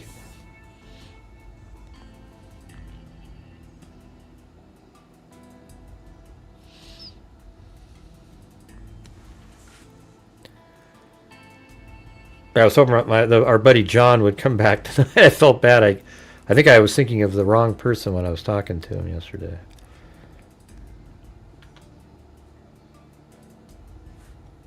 Yeah, let's see. Hammer, he remained a true friend of the Jewish people. Hammer, who was a member of the group chat where Kirk made his controversial comments about donors, said he was blowing off steam in a private group chat setting. There you go. Hours after Kirk sent those texts, he joined a Zoom call seeking advice on how to promote Israel on college campuses with Gen Z students. The conversation came a day before his murder at the Utah Valley University. So do you think Israel doesn't have bigger fish to fry than to go, hey, Charlie Kirk said he wasn't going to support our cause anymore. Let's take him out. I mean, my God. I mean, if that was true, I mean, Candace Owens is the biggest hater of Israel there ever was. So, I mean, you know, it's crazy. Nothing's happened to her. That's because Israel didn't do this, you guys. It has nothing to do with any of this stuff. It's ludicrous. And I think her comments are dangerous for Jewish people, because now not only does the left, who has a huge faction of people who hate Israel, now you got people on the right believing Candace Owens, and now the Jewish people are in the middle of hate on all sides. There's no safe haven because of people like Candace Owens, right? And that sucks.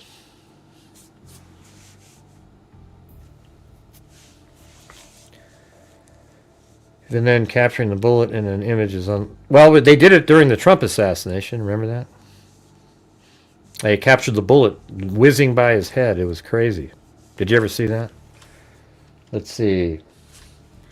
Bullet captured on camera, whizzing by Trump's. Yeah. I mean, that actually worked, what I was typing in there. See, that's what I'm saying. See how elongated that bullet looks right there? That's because that camera was not at the same. It was probably at one. Yeah, it could have been at a thousandth of a second. But see it. Look at that. Went right by his ear and was captured, flying by his head. Look how close that was. Man, God, Jesus. I mean, we could have seen the same thing we saw happen to Kirk.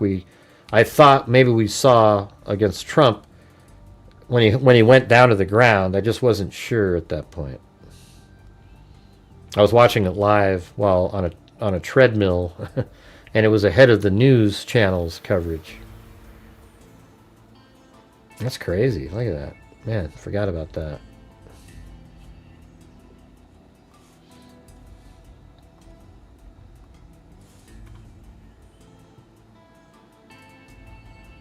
Right. Well, whatever it was. Either video camera or a camera, but it had a high shutter speed. That's all that really matters.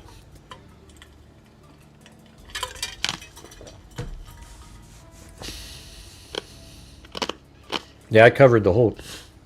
I mean, I think my channel had the best coverage of the entire Trump, Butler assassination thing. I mean, we just absolutely had everything mapped out. Crazy footage showing every single thing and proving every little element. It was pretty. That was just like similar to this one. I think that was some of my best stuff. But still, the best thing I ever did, I think, was the. Let's see. What's weird is her name never just pops right into my head. I think of it sometimes randomly. Kylie Rodney. That was the best thing that I ever did. Do you guys ever see that thing?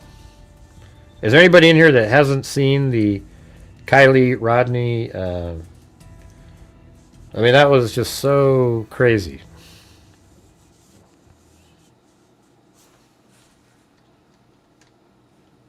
I don't know how far behind you are.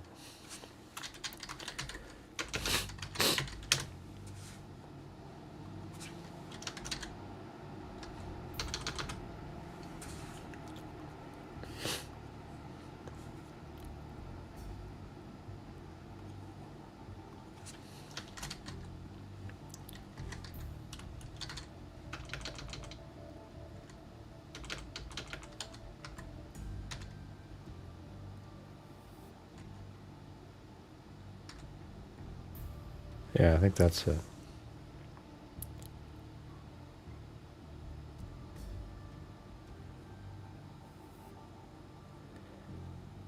Yeah, it's weird. There was two different cameras. But let's just look at this one really quick. I was just looking through my videos. Here, check this thing out. So this is a girl who disappeared from a party, and her what was it? Her phone quit signaling something like at what was it? 1:32 in the morning, 12:32 in the morning, something like that. And then what I did was, yeah, so there's 33. Let's go back a little bit here. Yeah, right here.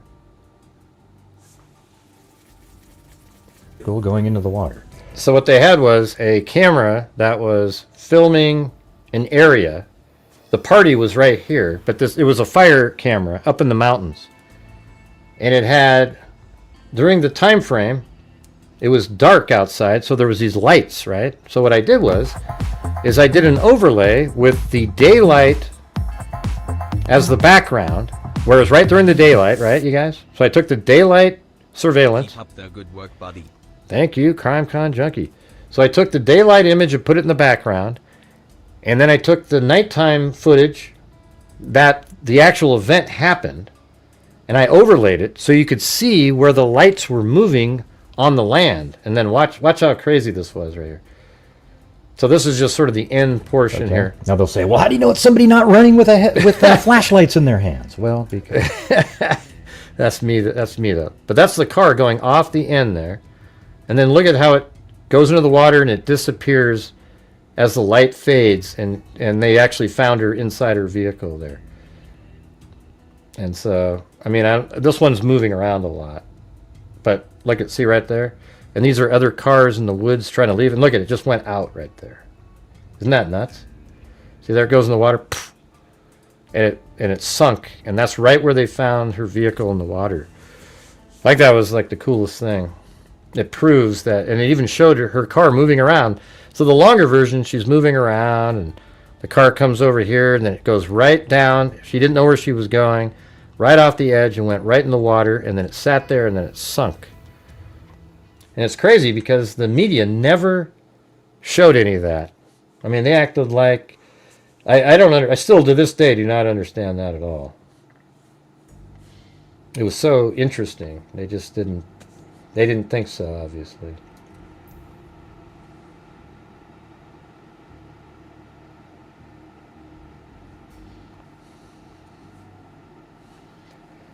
Yeah, it was sad. What was even more sad is all the YouTubers out there that went full conspiracy the entire time, showing all these innocent people's faces on the screens, and people still watch those guys today. Because, man, they held true to being conspiratorial nut jobs. It's crazy.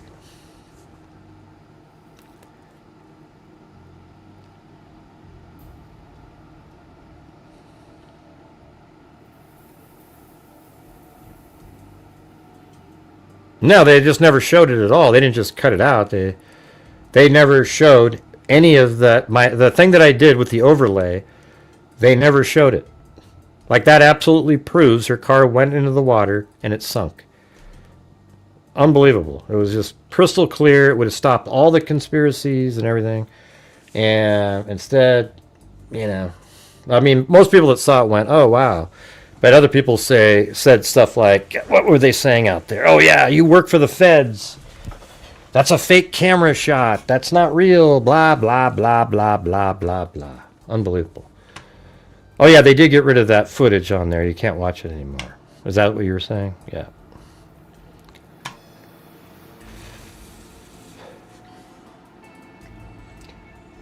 All right, we have 47 new members. Wouldn't it be cool if it said 50? Let's see if we can do it. Come on, you guys. Help support the channel. You know I do good work over here. All right, so this Hindu Times is becoming sort of the new Daily Mail. This came out today, and let's see. Tyler Robinson used pseudonym on Steam where he played a pornographic online game called Furry Shades of Gay. Well, I mean, and that does sound like something he might be playing. Tyler Robinson was gay, after all, and he was dating a guy. But then the guy is transitioning to becoming a girl, and no, Tyler, that doesn't make you heterosexual now because of that. Now, Tyler Robinson used a pseudonym on Steam where he played a pornographic online game called Furry Shades of Gay. And I really don't care, as I've said 1,000 times, I really don't care if somebody is transgender, gay, queer, whatever the terms you want to use.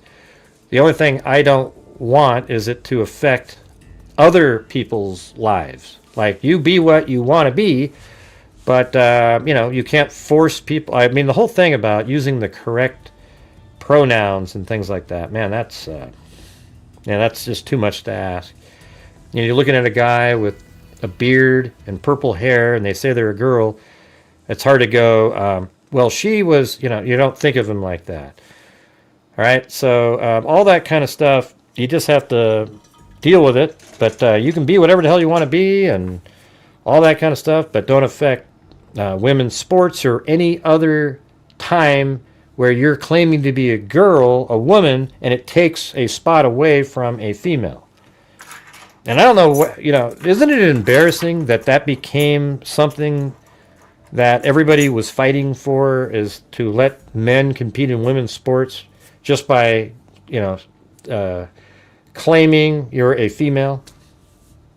I think that's one of the most disturbing developments. Now, I would be all for, if you want to have, like in track and field, have open, like it's open, so everybody competes, and then there's categories for the winners at the end. So there'd be the fastest female, the fastest transgender female, the fastest transgender male, the fastest male, and you have all that, and I'd be all absolutely okay with that. Who cares? All right? But to have men competing against women is absolutely ludicrous. And I've been saying this for 6 years on this channel. And for 4 of those years, I felt the wrath of the lefties who would leave in droves because Gray dared to, how dare you? And it's just, is it really, I mean, how come that's just not common sense for people? You know what I mean? It's just crazy.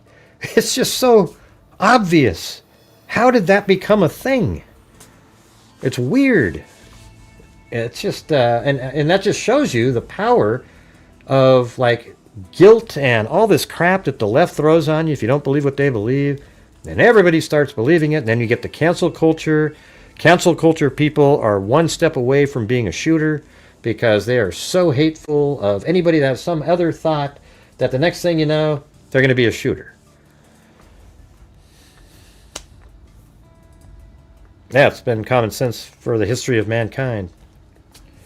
And but I used to say it, and I'd be nervous. Oh God, is somebody going to complain? Is somebody going to, like, not be my sub anymore? I don't give a shit, man. If you don't want to be a sub, because I don't think men should compete against. But that's the thing, Gray. They're not men. They're women. Because that's what they identify as. Are you kidding me? Seriously? Yeah, I get that they want to identify a certain way. That's okay. But they don't get to compete in sports with other women. All right? You can't take a spot on a basketball team. You can't take a scholarship at a university. None of that stuff. It's crazy. I mean, it's absolutely nuts. Man.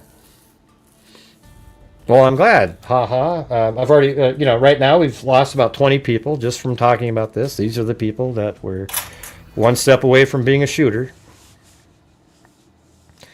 All right, you guys, let's see if we can get 2 more channel memberships gifted here.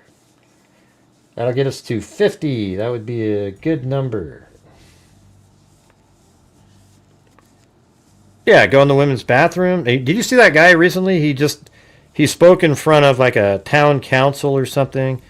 And while he was talking about not letting boys change in the women's locker room, he had his wife or somebody else, and they started undressing in front of the entire council, and he goes, "See how uncomfortable that is, you guys?" I mean, it was a great point to be made.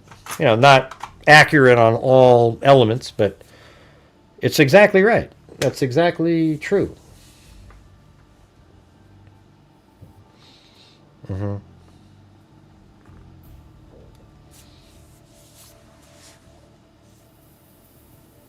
Now, let's see what this says over here, though.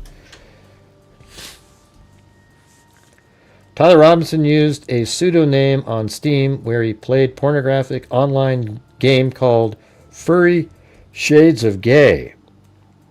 The Daily Mail reported on Wednesday, citing his online accounts and other sources. The report added that the 22-year-old also followed artists who drew explicit cartoons associated with, I don't want to throw that word out there, but pedos, right?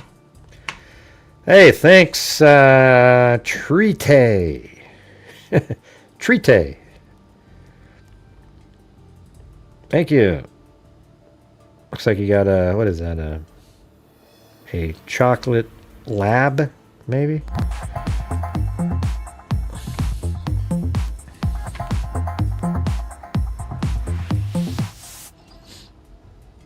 This stuff used to be excellent crime scene mapping.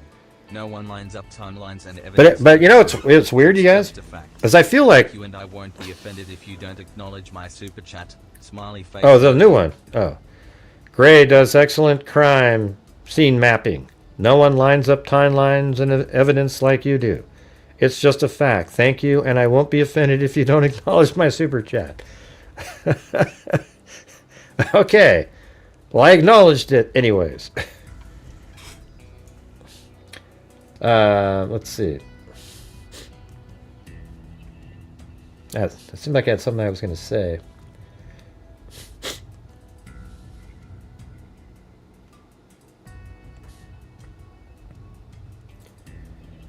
Oh, man, I can't remember. It was something about, like, the same... Oh, yeah, common sense. Yeah, something about, like, the 50% of people...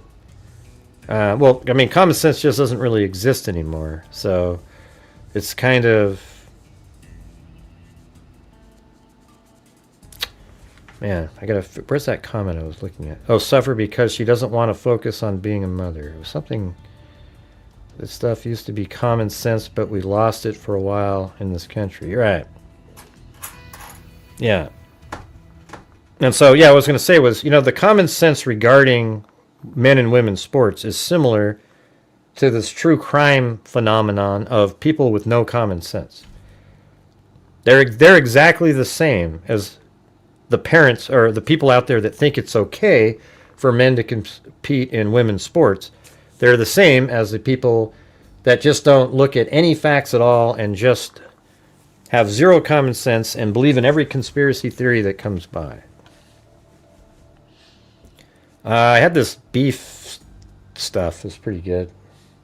Short ribs. Yeah, it was pretty good.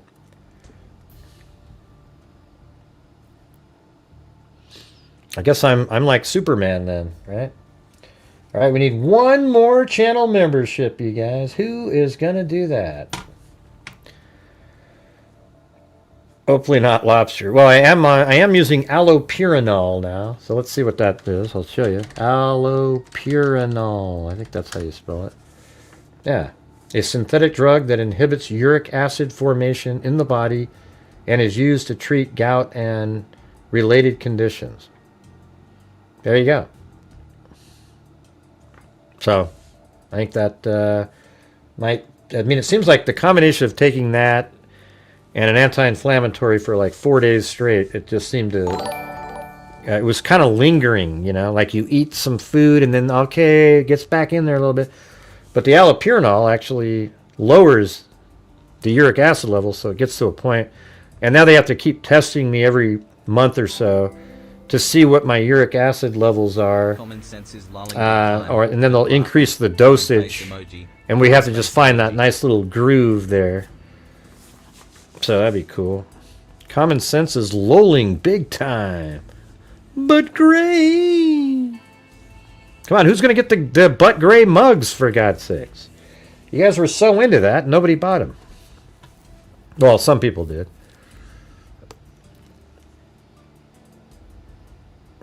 CR got one. Lisa Valenzuela, I think somebody else.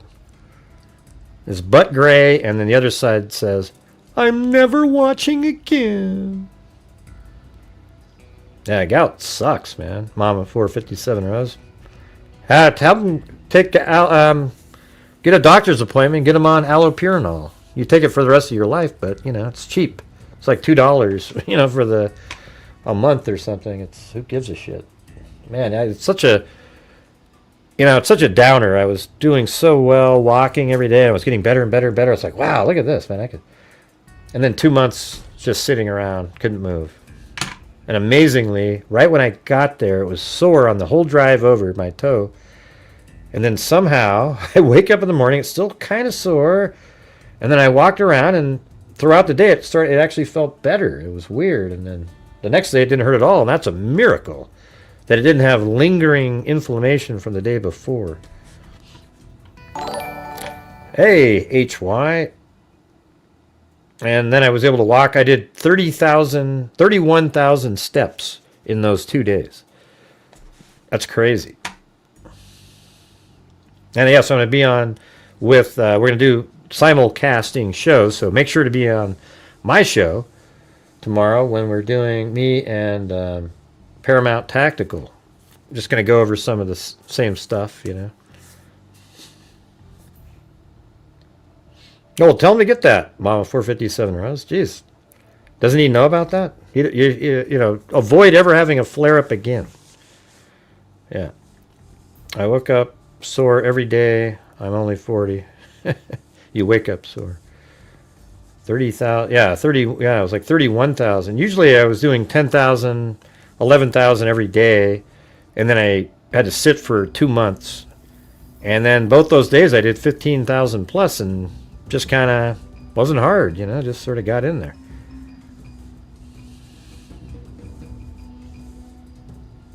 I'm not sure what time. I'm sure probably like 5 or 6. There's Paulette Leonard. I said, where's Paulette? I haven't seen her.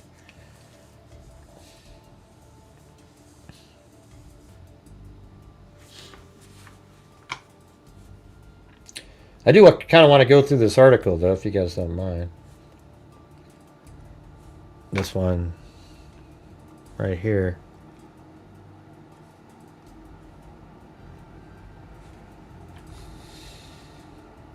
The report states that the Crafton 247 account name appeared on furryaffinity.com, a website for people with a proclivity for a humanoid animal illustration and dressing up in fur suits. They call themselves furries. See, I saw one of those people. The last time I was there, this girl, like, she just got on a bike with a bunny outfit on and started driving around, riding around. The Daily Mail added that the account had recently watched content created by a user called Red Rusker, an artist who posts gay furry porn. In addition to aggravated murder charge, Tyler Robinson was charged with felony. Okay, Utah is one of the states. Yeah, and then I put his name into this program that's out there I paid for. Let's see. So I put in furry. Let's see. Yeah, Crafton 247. So apparently this is his. All right, and then we got this one right here. Looks like a, what was that, Roblox? Yeah, Roblox user. That's what they, yeah, get Crafton 247 Roblox. Telegram. Jeez, we got to go check that out really quick. Telegram. Holy crap, man. Don't we see that a lot? It's a placeholder. Placeholder, 5 subscribers. Preview channel. Hold on. Okay, it doesn't look like... it was created... Yes, I don't know if that's legit because this was created on September 14th. Okay. So I don't know. We'll have to kind of check this out, but that doesn't work there. Let's see. Deviant art. Let's see if all of this is made up after September 10th, then somebody might have some bogus information. Let's see. This one has 506 profile views. I mean, I don't know.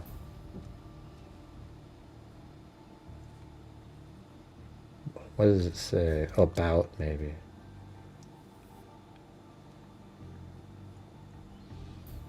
Comments received. I guess we don't get to see those. About. I wish we could, see when this was created.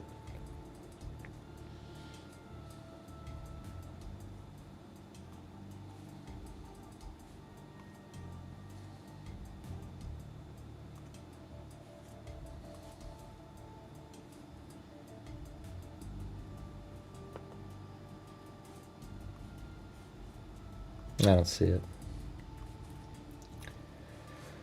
Alright, let's just keep going down here. Pokemon, Shadow Down, Minecraft. These are all little games that kids would play, right?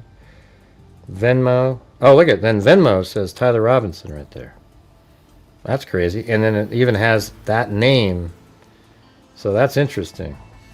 That one seems... Let's see what happens.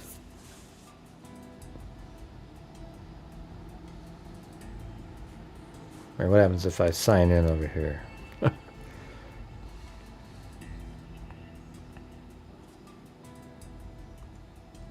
gotta do it off screen.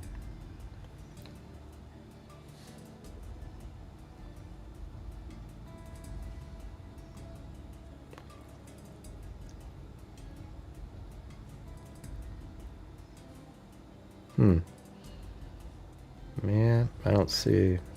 Not public. But that actually has his name on there. But, I mean, there's other people named Tyler Robinson. Then there's Snapchat.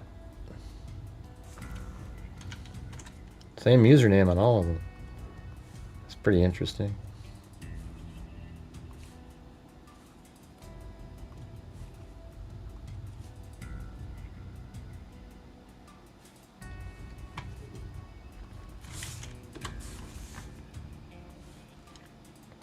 See, like even Snapchat, Tyler, right there.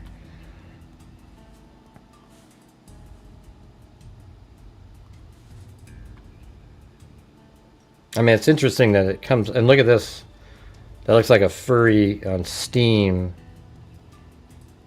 Crafton 247. Let me see. Yeah, we need a lull wave, you gotta admit. That's,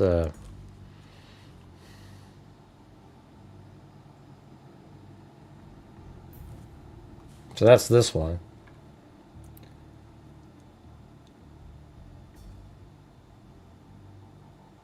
I wish we could see, well, okay, about. Is there a date on here?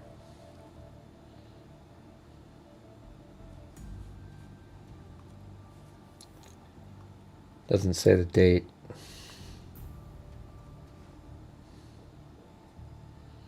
And then that's not his name.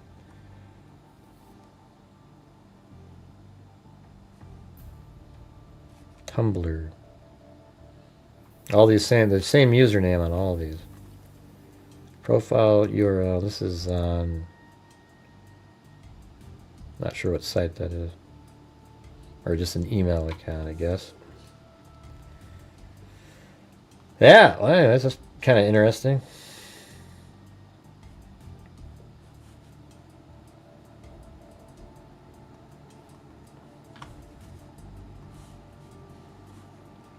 Thank you, Tater, for part of the lull breakage. It contains a lot of great art. Okay, whatever. Yeah, so there it is. Furryaffinity.com, website for people with a proclivity for humanoid animal illustrations. I think that was all. What about the It was on Daily Mail, right? Furry Shades of Gay. Let me type that in. Appear with Daily Mail. Okay. And there we go. That was today also. Tyler Robinson links to furries. What do these people say? One of the things that he seems to be have been a part of is the quote-unquote furry community, which is probably one of the most controversial ones. Furries are people who enjoy dressing up in fursuits. They have these alternative personas they call fursonas that are often a sort of anthropomorphic character that is sort of part animal, part human.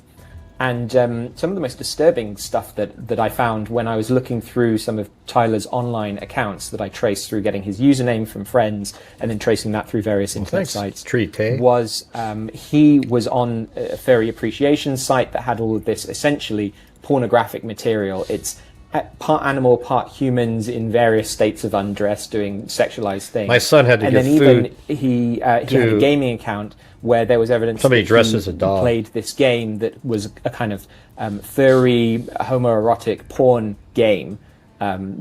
So there's very niche areas that he seemed to be getting into online. Do you know how many mass shooters that are Well, she didn't get to say much. in America over the What is that? Hold on. last 10 years? Counting or not counting gang violence? Great. No, they don't show that. Let's see. After identifying Twiggs using social media, who has not yet been charged with any crime in connection with the shooting, the investigative reporter was able to uncover various online accounts connected to Robinson. Speaking to podcast host Germania Rodriguez, Boswell provided insight into Robinson's mindset and potential motives from his internet activity. On September 16th, Robinson was charged, thanks Nate up there, was charged with aggravated murder. A Reddit kid is someone who is chronically online. They have a lot of, you know what, I think, you guys? I think I was just talking to 8675309 messaging. I think that a lot of this sort of strange psychological behavior we're having is because of the COVID lockdowns. Have you noticed that all this stuff is coming out right now? Like, I mean, in the last 2 or 3 years, all these shooters, some of these issues, gender dysphoria seems to be more prevalent. And it's just sort of like everybody's online and they're just sitting at home. I don't know. Doesn't it seem like, what are you saying in there, Wormus D? When I said, who's Jenny? Who's that? I said 8675309. Why are you guys typing in Jenny? And how do you know who that is, Wormus D?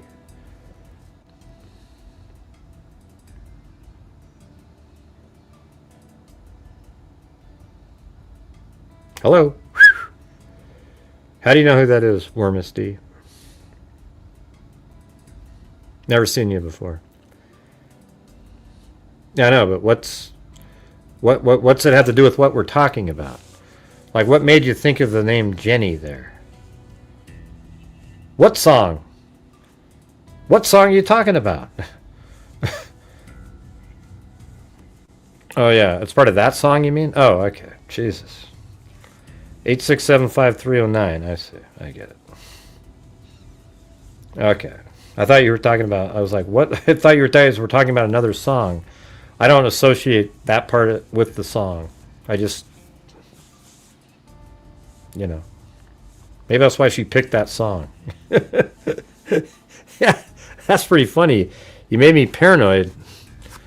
Because I was trying to figure out how you got that name from me just saying that. Wow. Man, I guess I need to listen to the song more, I guess.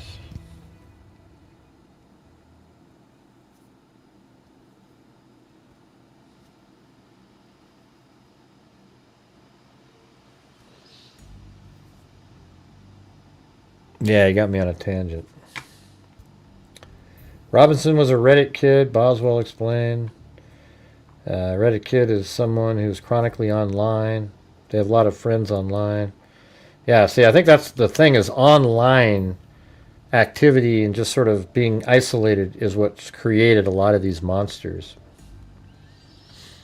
One of the things Robinson seems to have been part of is the furry community. Furries are people who enjoy dressing up in fur suits. And that's exactly what came into Albertsons to buy some food.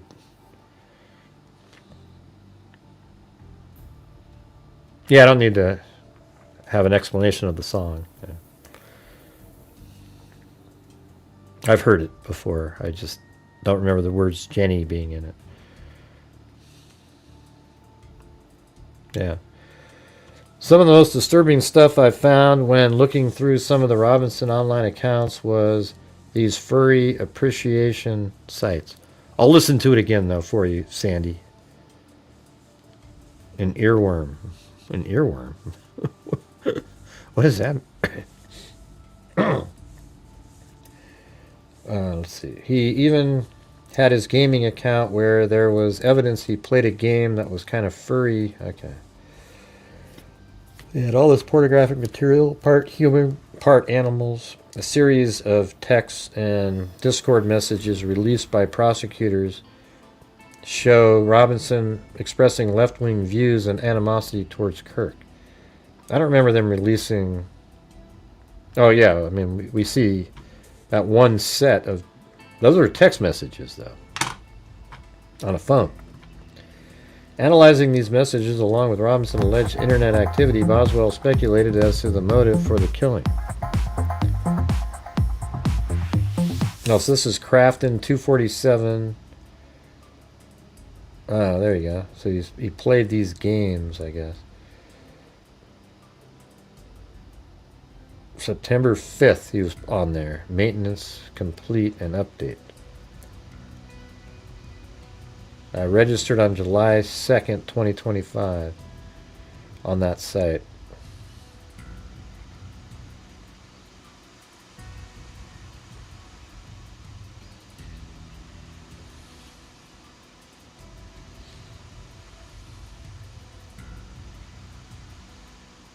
That's crazy. That's what motivated him to commit the murder. Let's see. What it seems to boil down to was that he was dating this trans person, his roommate, and was very angry at Charlie Kirk for espousing anti-trans views, what he called hate. Yeah, I mean, this is what we all knew. I mean, is anybody confused about that? Like, it's obvious. I think he was trying to be, like, gallant. Oh, I'm going to protect you, and, you know, this person who hates trans, I'll show you how much I care about you. Yeah. It seems obvious.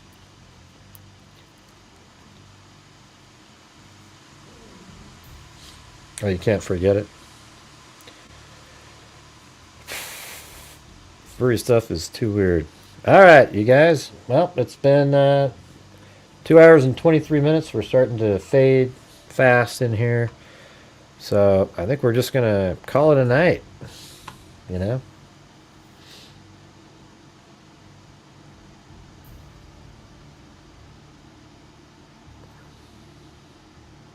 If you don't mind.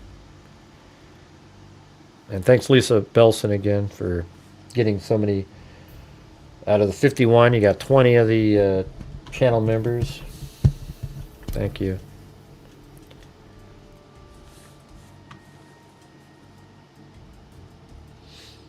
All right, so we got Born to Raise Hogs, Michelle Imhausen. Appreciate you, Gray, she said. And then Tony said, Matt Kester's in the house. Great work, Gray. Much appreciated. You too, Matt. Yep. And then we've got let's see, something like AK Terrell. Always appreciate work. I think it's important. Thank you. Well, thank you. I don't know if that's your face or a Halloween mask or what the hell's going on there, but.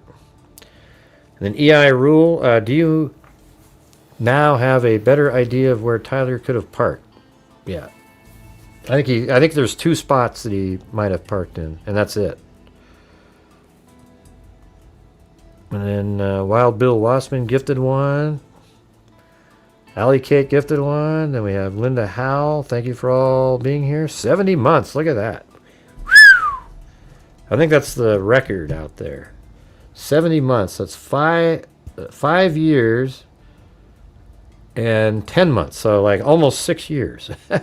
That's like probably day one stuff. And then Says F is pretty far along in there too, only a year earlier or later. Mama 457 Rose, then Says F gifted a membership. Then Mama 457 Rose. Okay, I guess that's it right there.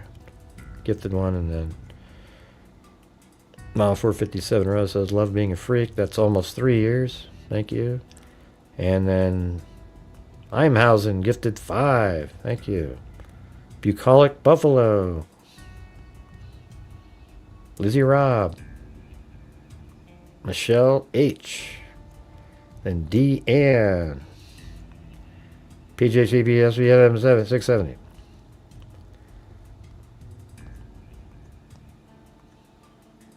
Oh yeah, and then Bruce Holdaway. When you were at UVU, did you meet up with Paramount Tactical? And yep. I didn't meet... Stephen Gardner just happened to be there. I mean, he was there to meet Paramount Tactical. I just happened to walk back over to the Lucy building, and there they were. It wasn't like I meant to do that. And Bruce Holdaway gifted a membership. And Model 457 Rose. Lisa Belson gifted 10. Then we have GS70 Stealth. Bruce Holdaway was the cameras in the building where he stalled for 10 minutes. I didn't see any in there when I was walking around.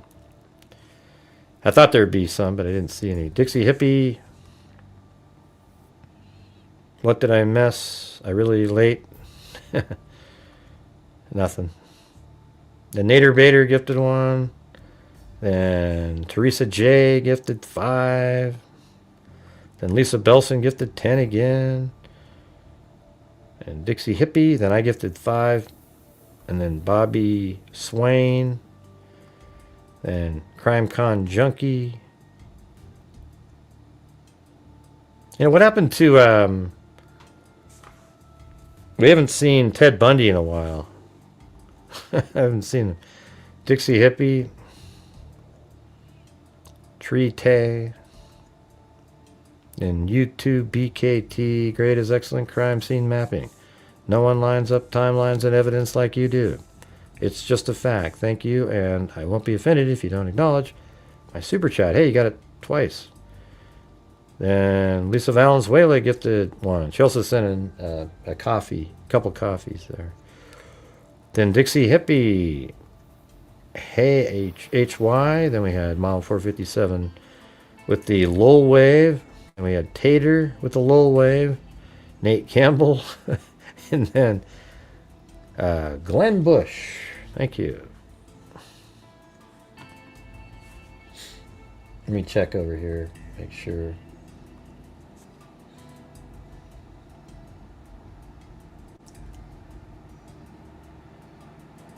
Oh, that was it. All right.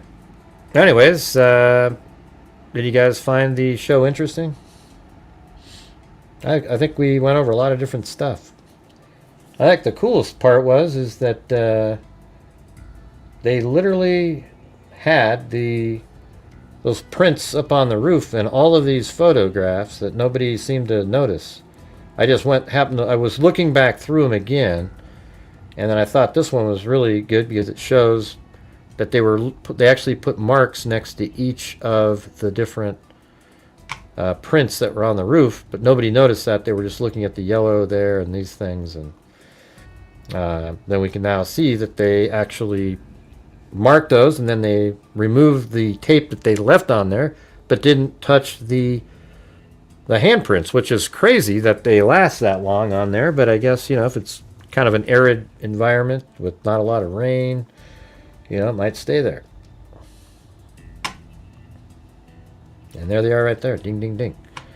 And so they had that tape Wait, hold on. Does that even show the mark of the tape? Hold on a second. It wasn't this one, right? Yeah, it was. No. Yeah, I think I just missed it. That one. So if we keep that open there, let's look at the... So there's tape right next to that one, tape right here. Looking at that. Then there was tape right next to this little... Let's see, which one is that? Yeah, that's got to be that. That's got to be that one. Because it's in between. No, it's this thing. Yeah, so that's not even tape on that. That's crazy. So this tape right there is this spot. So they got tape right next to it right there. Then this one represents the part that goes that way, and then a little slash, and they put the tape just to the right, and that's right there.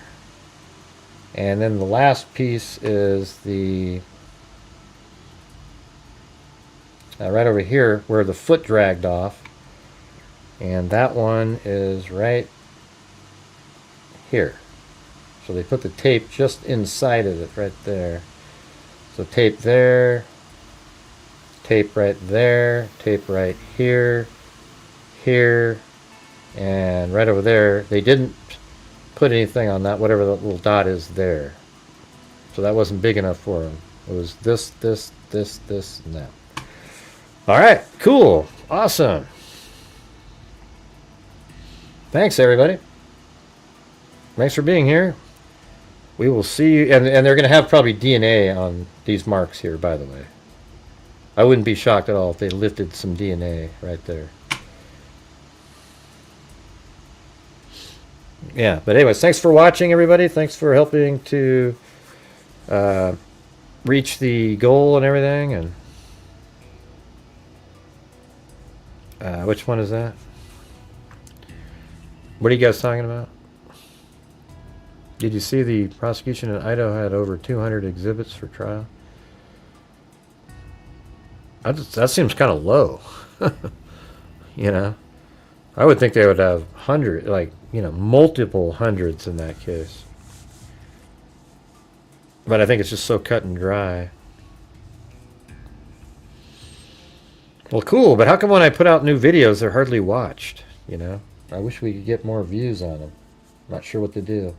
Although, I did talk to Stephen Gardner today, so he helped me out a little bit. So if you notice, I switched the wording on my... He goes, the wording on your video has to be something a little bit more, like, catchy, that people are looking for. And so I changed it to, like... You know, he even gave me a sample, so I tried it. It seemed to actually work a little bit. Although he did post the video on his Twitter, so that might have been part of that. But, you know, who knows, right? Yeah, hopefully. I think what'll happen is the conspiracy people, they can switch over to not being conspiracy, and they'll still get all those same people going, yay, this is great, instead of literally looking at them and going, you know, you screwed us over for months with your bullshit, you know. It's kind of sad, but that works that way. All right, guys, thanks for being here. We'll see you guys tomorrow, and as I always say, and this is Holdaway's favorite part coming up here. Here it comes. Until next time, be safe out there. Yeah, I've been doing this true crime thing for quite a while now. And during this whole time, I have not seen one person that is a crime dissector, the projector, I'm a certified human lie detector. Gonna get you, I'll set you, you can try and play me like a projector. Crime sector is my nectar, Professor Gray is gonna give another lecture. crime collector, Freak connector. projector, and I'm always gonna be a protector, fool, deflector, interceptor, and I'm meaner than a spectre with a vector. on his vector with all respect, y'all.